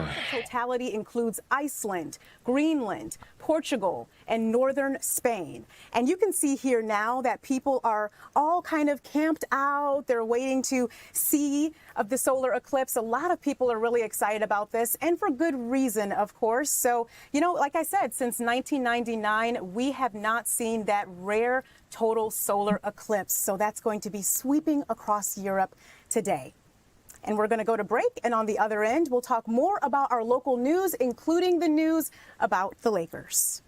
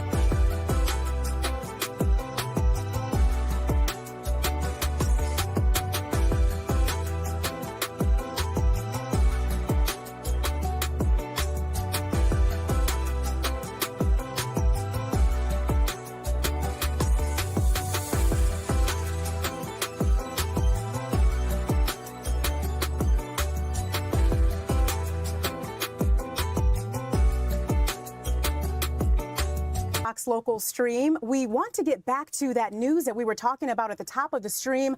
A lot of sports news, including the fact that the Lakers have reportedly been sold now for $12 billion. To tell us more about all of these developments in the sports world, let's bring in Law Murray now. You are a sports analyst with The Athletic. For starters, thank you so much for joining us here on the stream.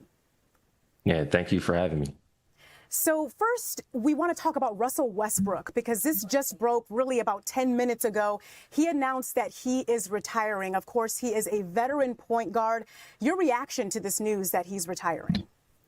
Yeah, it's surprising, and I feel like Russell Westbrook could sign and play with a team and contribute. Like we just saw him play with the Sacramento Kings, and I'm not sure if anybody, maybe DeMar DeRozan, I feel like Russ played more than any other player on that team last year. You know, he played and finished the year as a starter. So this is not a player who is leaving the game because he can't get it done anymore. 18 NBA seasons, and Russ was still getting triple doubles last season. He was still showing that he could do this at the level that is at least commensurate with someone who could sign a contract. So I think the biggest thing here is Russell Westbrook has a whole lot more to do than just play basketball. He's been preparing for his post-NBA life and post-basketball experience for a long time. I think the gift of basketball and what that has afforded to him has never been lost on him. And I think that the next chapter of his life, as great as his basketball chapter was, I think the next chapter might be even greater for him, both in the city of Los Angeles and really across the nation. I think his impact is going to be celebrated even more. I'm actually happy for Russell Westbrook that he has come to terms with ending his career where he wants to end it. And he's accomplished a lot, and he has so many people who are going to support him, and they're going to celebrate his career, and they're going to make sure that his legacy is upheld forever. I agree with you, and really what a legacy he's already built. We're talking about his foundation, of course, that helps so many people, so many children in the Los Angeles community. But I agree with you. I definitely was surprised, but I also agree with you that I think this next chapter is really going to be powerful for him, especially with that foundation. Yeah, I remember when he had his second season with the LA Clippers, and we had an event. It was November of 2023, and the event was just his opening up of one of the parks here, one of the parks that he grew up playing basketball in. And then I think that's one of the best gifts that you can have, is to be so accomplished that you can go back home and go back to where you're from, not just the city, but the exact neighborhood, and to be able to put your name on something. I think that is, when we talk about legacy, that is a big part of Russell Westbrook's legacy. The fact that, you know, he's been very generous in terms of giving back his time, and again, just supporting his community the way that he did. Being at the Russell Westbrook Community Court, which is at the Jesse Owens Park, like, that was a privilege for me, being a part of that. And that was coming at a time that was very difficult for Russ's time with the Clippers, because that was when he went into that season as a starter and he had to accept a new role. And I think that's the other thing with him. It's like, this is a player, all-time triple-double leader, an MVP, a scoring champion. Like, we're talking about a guy who, at the end of his career, had to accept other roles, either as a connector or as a backup or as a mentor. And he was able to do that for several years. And that's, I think he showed a lot of himself. I think he gave a lot of himself. He gave a lot to this game. And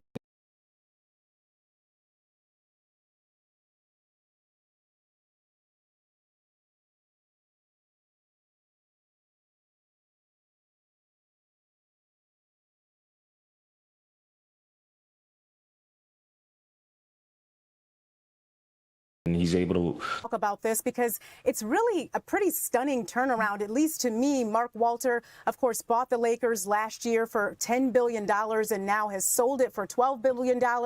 What's your reaction to this news? Man, my reaction to this news is Aaron Rodgers was with the New York Jets longer than Mark Walter owned the piece of the Los Angeles Lakers. Like, everybody was talking all year about how great the synergy was going to be between the Dodgers and the Lakers, which is a classic eye roll, because just because you are running one organization doesn't mean the other organization is all of a sudden going to be running with the same level of synergy. And so now you get a switch up. You know, I feel really bad for all the people who were impacted by the layoffs at the end of last season, and everyone chalked it up to ownership putting their stamp on things just to turn around and now the owner is getting $2.5 billion to get up out of there. And I think that you have to kind of look at the possible connections between federal agents and looking into Mark Walter financial dealings and not that he's been charged with anything, but I'm sure Pablo Torre will have something to say about that over the coming weeks. So it's a lot to take in, and if there's one thing I can tell you about NBA ownership, in the 2020s, there's 30 NBA teams, and about 10 of them have changed hands. And this isn't the first time for the Lakers, obviously. We're just talking about Mark Walter getting out. So this is a league that, it's like, what's the question? Does everybody want in or does everybody want out? This is another phenomenon within. It's the Lakers. So everyone is going to be wondering what the heck is going on. I'm sure Lakers fans are wondering what's going on because, again, they were thinking, oh, Mark Walter's going to bring all that Dodgers success to the Lakers, and he ain't going to be saying that now. Right. And Law, like you said, it's the Lakers. And for me, whenever I think about the Lakers, I think about the fact that it's more than just a sports franchise here. It's really part of the identity of Los Angeles. So how monumental is this for the city of LA to have this quick turnaround and this sale happening also post LeBron era at this point, too? Yeah, it's just funny timing. It really is. Let's discuss the guys that are going to be undertaking the ownership of the team now. Bob Iger, who anyone who's familiar with Disney is familiar with Bob Iger. And then you have Josh Kushner. And Josh Kushner has been someone who had minority stakes in other NBA teams, most recently the Miami Heat, but interesting enough, the Memphis Grizzlies in 2019, and we know LeBron had some things to say about the Memphis Grizzlies, but that's beside the point. I think there are a lot of questions. I think we all knew what the connection was as far as Jeannie Buss and Mark Walter. Now, what's that connection with the new owners, and what does that mean for Jeannie? What does that mean for the Lakers? How are these guys going to run the team with their vision? Are they going to need their honeymoon period to see what's going on, and what are the consequences and ramifications of that? There are a ton of things in transition with the Lakers. We were watching the Lakers play a playoff game, win a playoff game with 5 dudes who none of those 5 dudes are on the team anymore, including LeBron James. This is Luka Doncic's team. Luka was hurt in the playoffs. Luka's main sidekick was Austin Reeves. He was hurt to begin the playoffs. He obviously finished the playoffs at less than 100%. So it's a lot of questions. It's a lot of questions about why Mark Walter is leaving, what Jeannie Buss's role is. Rob Pelinka survives again. The new ownership group and what their vision is and how long it's going to take for them to implement it. There are a lot of questions. I think we're just going to need time to flesh it all out. There are a lot of questions, and one of the questions I have as a Lakers fan and other Lakers fan, if you are valuing the Lakers at a $12 billion valuation, what does that mean for ticket prices? Does that mean that we could see higher prices, you think, as well? I wouldn't connect that too much. I think this is just what happens when you have a franchise like the Lakers up for any kind of sale. And this came together very quickly. Again, the questions are, how does Mark Walter go from buying this team, taking ownership, having a long-term plan that involved the previous governor, Jeannie Buss, who is ingrained in the culture of Los Angeles and the Lakers and the NBA on a global scale. And then, you know, what was the impetus? We have an idea, but, you know, I guess we don't want to assume, right? So when it comes to ticket prices, I think, you know, what's a goodwill thing is to not have that go too crazy, you know, like just because you bought the team doesn't mean, hey, we're jacking prices up just because we bought the team because we need that money. It's like, nah, like the Lakers did well to win a playoff series last year. You can keep the ticket prices where they're at. You can even drop them and get some goodwill. I think that would be in these new owners' best interest. We'll see how it goes. But I don't think that at this time I would be too concerned about the fact that the price that the Lakers sold for being higher, correlating in any way to the get-in price to get into a game.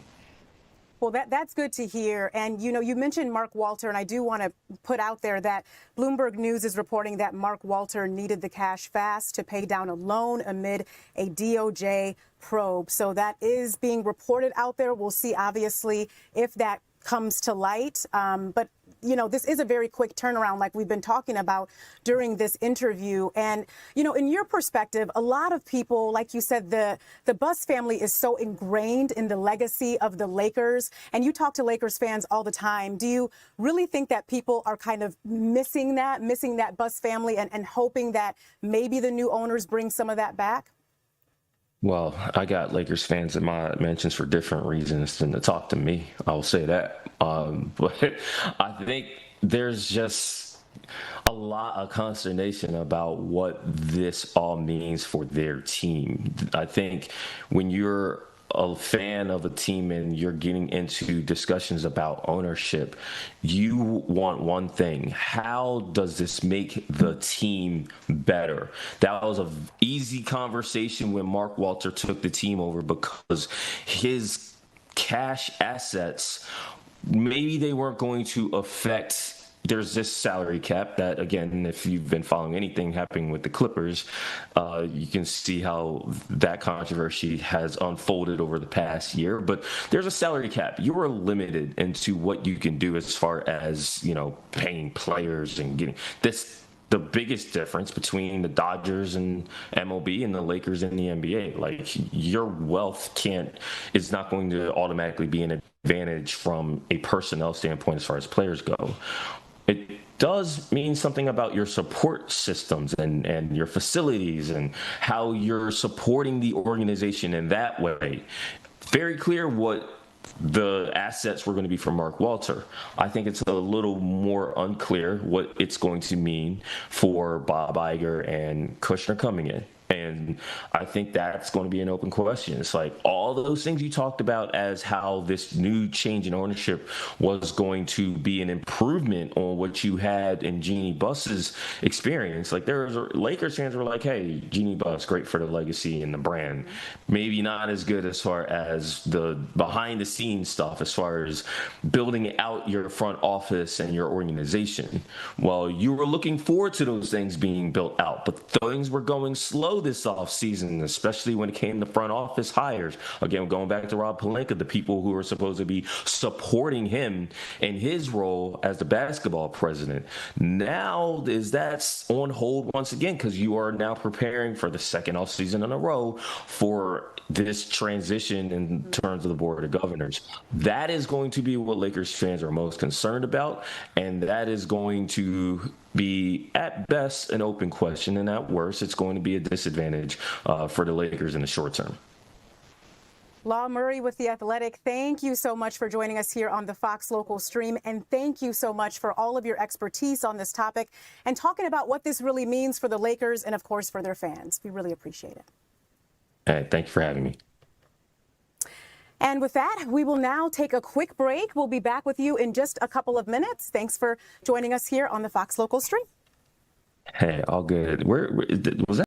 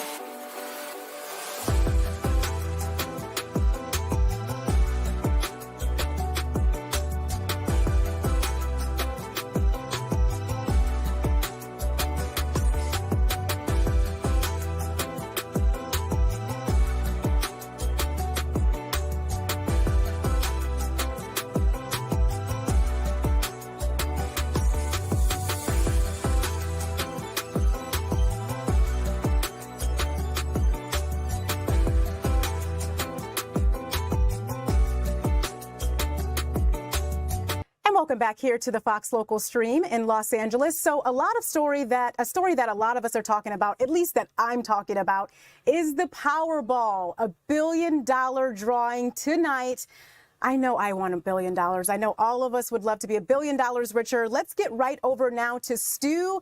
He is looking over a 7-Eleven, it looks like. Okay, Stu, so you're hovering over this. I don't know how long you've been there, but so far, have you been seeing lots of people go in and out?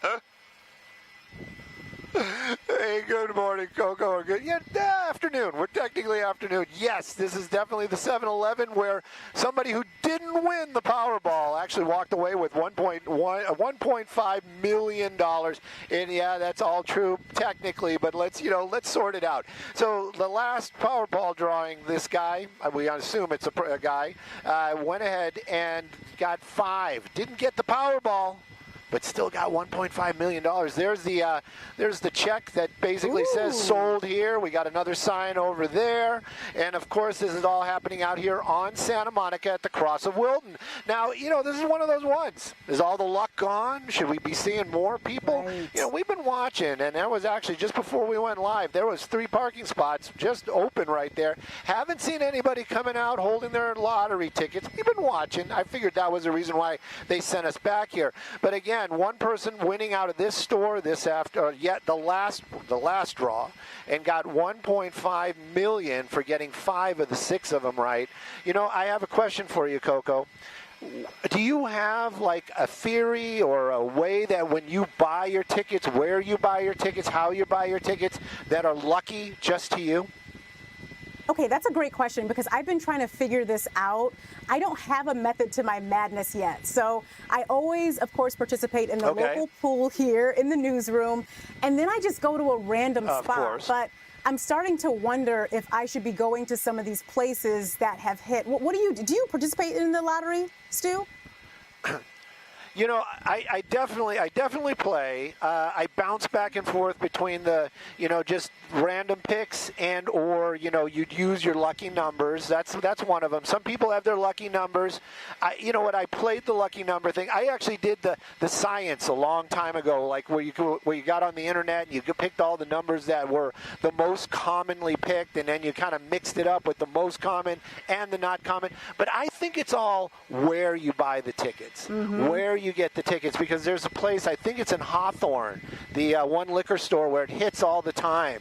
And if you look at that store, it's not a 7-Eleven, right? It's not a, it's not a convenience. It is a convenience store, but it's like a little mom and pop place. So I found my own mom and pop off of Bixel Liquor. It's like right by where I live, and I went there yesterday, and I got 5. I threw in $10 to see what would happen. But it's interesting. I love hearing stories like some people have lucky numbers, some people have lucky locations. I actually had somebody that said that they actually wear a certain pair of slides every time they buy lottery, and I said, yeah, like their shoes. They have their lottery shoes that they wear. There's just happen to be slides, and it was one of those ones. And I said the obvious question: did you win? Do you win that much? Does it work? And the answer is got enough to buy the slides. Yeah, they got enough to buy the slides. That was the answer. So is it lucky? I don't know. Everybody's got their own way of doing it, but this is the store where the one was purchased. I haven't seen a lot of people making their way in and out. It's kind of on my way home. If I make a little detour, maybe I'll go by there today, get an extra 10, and if I hit, then we'll have an answer. Huh, Coco? Okay, so I'm just going to call it lucky. I feel like you're going to get your lucky tickets. You're getting an extra 10 today. So I have to ask, are you one of those people that if you did win, would people never hear from you again, or would you keep working until you decide to just magically leave? That's a tough one. Everybody thinks about it. We all sit there and dream, and of course you're gonna help everybody that's around you one way or another. But with $1 billion, if you could keep it secret, and people are going to be like, yeah, right, Stu. I really dig my gig. I really dig my gig, and maybe it would be one of those ones where. I got all this money. I'm going to retire sooner or later, but right now I'll just do that. I'll do that Howard Hughes thing, where you kind of listen to people's stories, and if they seem worthy, you help them out just on the slide, But But as far as $1 billion, man, what could you do with that? You could save this. Well, you couldn't save the city with the budgets, but you could do a lot with $1 billion for sure. What about you, Coco? What would you do? So I've been thinking about this because I want to win so bad. I think I would just keep working. And so no one would know that I won it. And then maybe a few years from now, I just decide to stop working and then give back to local organizations, help some family. But I would definitely work for a while at least. Yeah, definitely. I mean, what's that joke? There's always signs. There'd be signs that I won. I wouldn't tell anybody, but there'd be signs. Yeah, all the cats at the hangar in Van Nuys, they'd have it made. They'd have the best of the best. That's for sure. that would be the sign that maybe Stu won the lottery. But yeah, like I said, everybody wants to help out their family. Everybody wants to take care of the people that are close to them. But $1 billion, you could take care of a lot of problems for sure. Well, Stu, thank you so much. It's always wonderful talking to you. Thank you so much for always being available for the Fox Local Stream. I'm glad you dig your job because we dig you too, and we don't want you to go away, even if you win $1 billion. Oh, thank you for that. And it might just happen that way. Who knows? I'm keeping my fingers crossed, that's for sure. Got to get some of those lucky slides. Yes, we both need those lucky slides. Thank you so much, Stu. I like that. Lucky slides. That's something that I need to get into. But now we want to get you to some other news, get you caught up in case you haven't heard about this. So let's go to our Atlanta camera here. And the reason why we're showing you Atlanta is because that is where the CDC is based. So this just coming out today. A dangerous drug-resistant fungus has spread across the U.S., reaching 27 states, not here yet in California. But the CDC says Candida auris is a drug-resistant fungus, and it's a type of yeast affecting most people, mostly in the healthcare facilities like hospitals and nursing homes. More than 3,400 cases have been documented across 27 states. And from my research, I was seeing that it's mostly southern states at this time. So again, we're not seeing it yet in California, but of course, we want to get that on your radar as soon as possible that this new drug-resistant fungus has spread across the U.S. And I'm just getting some information right now from producer Jasmine. We're going to keep this shot up here in Atlanta because we are seeing some breaking news happening in Georgia. And what was that information you said, Jasmine?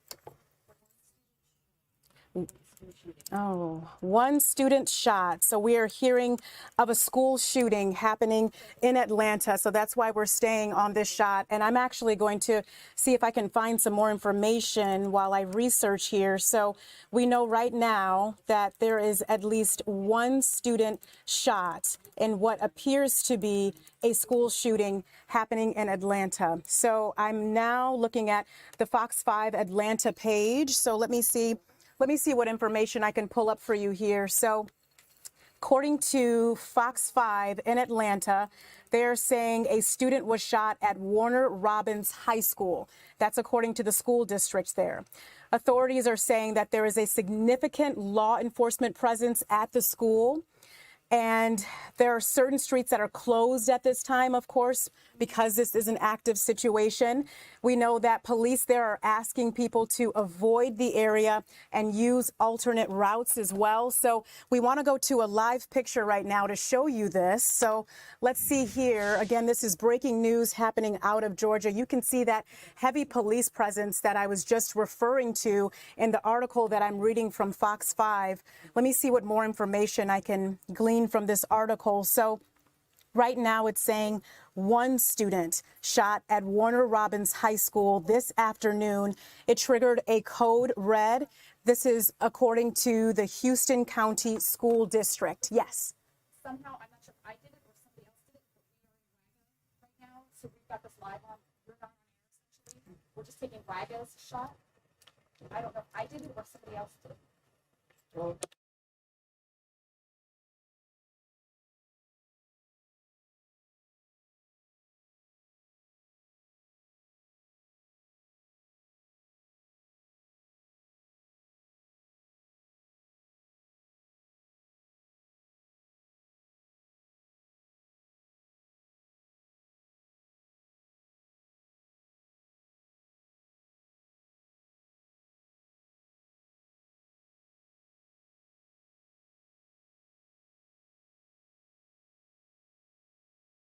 at, I believe it's located there at McConnell Talbert Stadium, so I can't pull that up, and I can understand why that was taken offline, whether or not it's related to this or not. So you're looking at, I'm quickly scanning, you've got Houston County Sheriff's Office, you've got Warner Robins Police, you had the GBI helicopter, so obviously a lot of people responding to this, but you also have a bunch of cars lined up in that center turn lane right there, presumably trying to pick up their kids.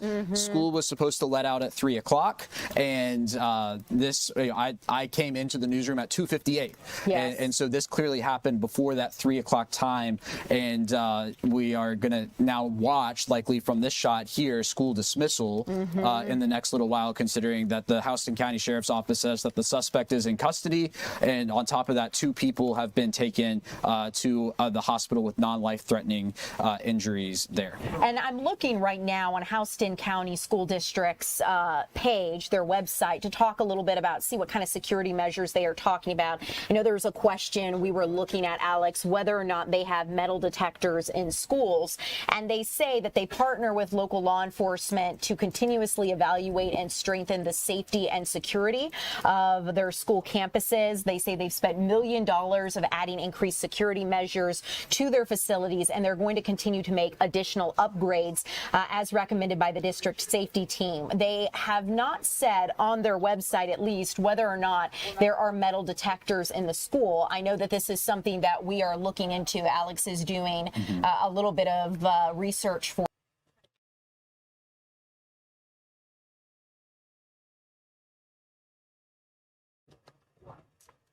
So we are continuing to monitor that breaking news situation happening out of Georgia, where it has been reported that there is a school shooting. So the information we roll right now, a student was shot at Warner Robins High School, triggering a code red. That's according to the Houston County School District. So we will continue to learn more information. But for now, we're going to go to break, and we'll be back in 2 minutes here on the Fox Local Stream.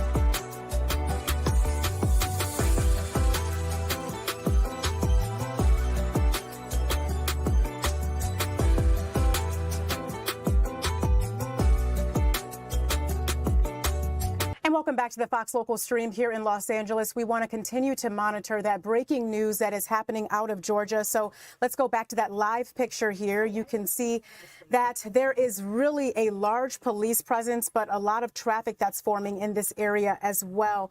This is following the report of a school shooting. So here's the information that we know right now. We know a student was shot at Warner Robins High School, triggering a code red. That's according to the Houston County School District. Authorities are adding that there is a significant law enforcement presence at the school. That's what you're seeing right now. You can see fire crews also out there live on the scene.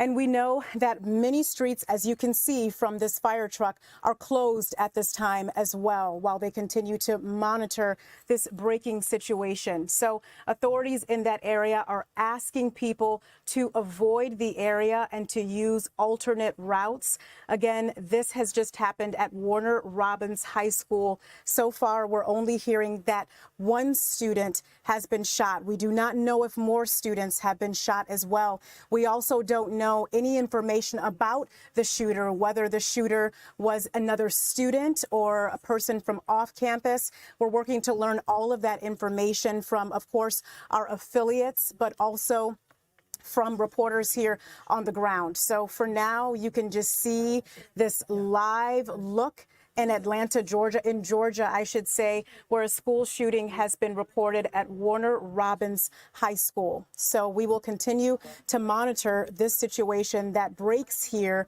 as it continues to break. And for now, we want to talk about a press conference that happened earlier today. So I want to tell you more about this. We know that there was a press conference held between lawmakers and also LA Mayor Karen Bass, who is running for re-election. And this is all about the Lineage warehouse fire. So now there's a new law being proposed, and we want to make sure that you're caught up on that as well. So let me make sure that you're able to listen to that. And here you go. For those of us who have lived here, worked here, raised families here, or simply called the community home, environmental injustice is not an abstract issue. We know what it looks like. We know what it feels like. We lived through Exide. More than a decade later, we are still dealing with the consequences of that environmental disaster. Lead in our soil, lead in our homes, and the lasting impact on our families who deserved better. And today we are standing in the same community confronting another environmental crisis. But I want to be clear about something. This is not about taking down a business. This is about standing up for people. It is about making sure that when something goes wrong, the people who live here are not the ones left carrying the burden. For 56 days, residents have been dealing with conditions that no family should ever have to endure. People have been unable to live safely in their own homes. When the temperatures rise, families cannot simply close their windows and have the luxury of turning on their air conditioning. They cannot sleep comfortably. They cannot cook normally. They cannot breathe without wondering what they are breathing in. Summer schools have had to relocate. Playgrounds have had to be that should be filled with children have been empty. Small businesses have been impacted. Workers have lost hours, and families have had their routines completely disrupted. And behind every one of those statistics is a person, a parent, a child, a grandmother, a small business owner, a worker, a neighbor. These are the people we are here for today. And so we have to ask, how did we get here? And perhaps more importantly, how do we make sure we never get here again? There's an old saying, justice delayed is justice denied. And the people of Boyle Heights have waited long enough, and I also want to recognize the work that is already happening under our mayor. The city and the county and our local agencies have been working to keep the cleanup moving and to hold Lineage to the deadlines that have been established. That partnership matters, because environmental justice does not happen when one level of government points at another and says that's their responsibility. It happens when the city, the county, the state, and the community come together and say, this is our responsibility and we are going to fix it. That is the approach that we are taking here this morning. I am not here to simply point fingers. I'm here with my colleagues to find solutions. And today, in partnership with Mayor Bass, Senator Durazo, and my colleagues here today, we are announcing legislation that I believe can help do exactly that. I am introducing AB 817 to address three critical needs. First, preparedness and resources. We cannot predict when the next environmental emergency will happen, but we can make sure we are prepared when it does. AB 817 will require companies in situations like this to have resources available to respond to an environmental disaster before they are allowed to move forward with certain building permits. That means contingency fund needs to be set up and used for things like food assistance, housing assistance, air quality monitoring, environmental cleanup, and remediation of hazardous materials. Because if you're going to operate in a community, you have a responsibility to that community. And if something goes wrong, the community should not have to beg for the resources just to survive it. Second, protecting residents who seek compensation. If a resident or business is forced to pursue legal action because of an environmental disaster, any settlement related to that harm should not be treated like ordinary income. That money is not a windfall. It is a compensation for disruption, loss, suffering, and damage. People have already been through enough, and we should not add another burden to the process of making them whole. And third, cutting bureaucratic barriers when public health is at risk. When an environmental emergency creates conditions that allow rats, flies, or other disease-spreading vectors to threaten a community, government needs to be able to have the right to act quickly and to be able to step in. Small fines can be a part of accountability, but a nominal fine does not remove a rat.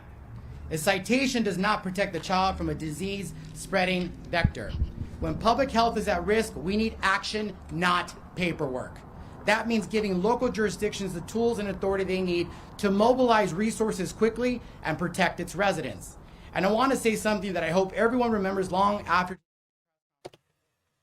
Go for it. And we want to cut in now to the stream because we want to bring you some breaking news. So this is coming right out from Skyfox. You can see that there is a fire and we are learning more information. Let's see what we know so far. Right now, we know that this is a fire. Do we know where this is, guys? In Fullerton. Okay, so this fire just started here in Fullerton, and we do have Stu available as well.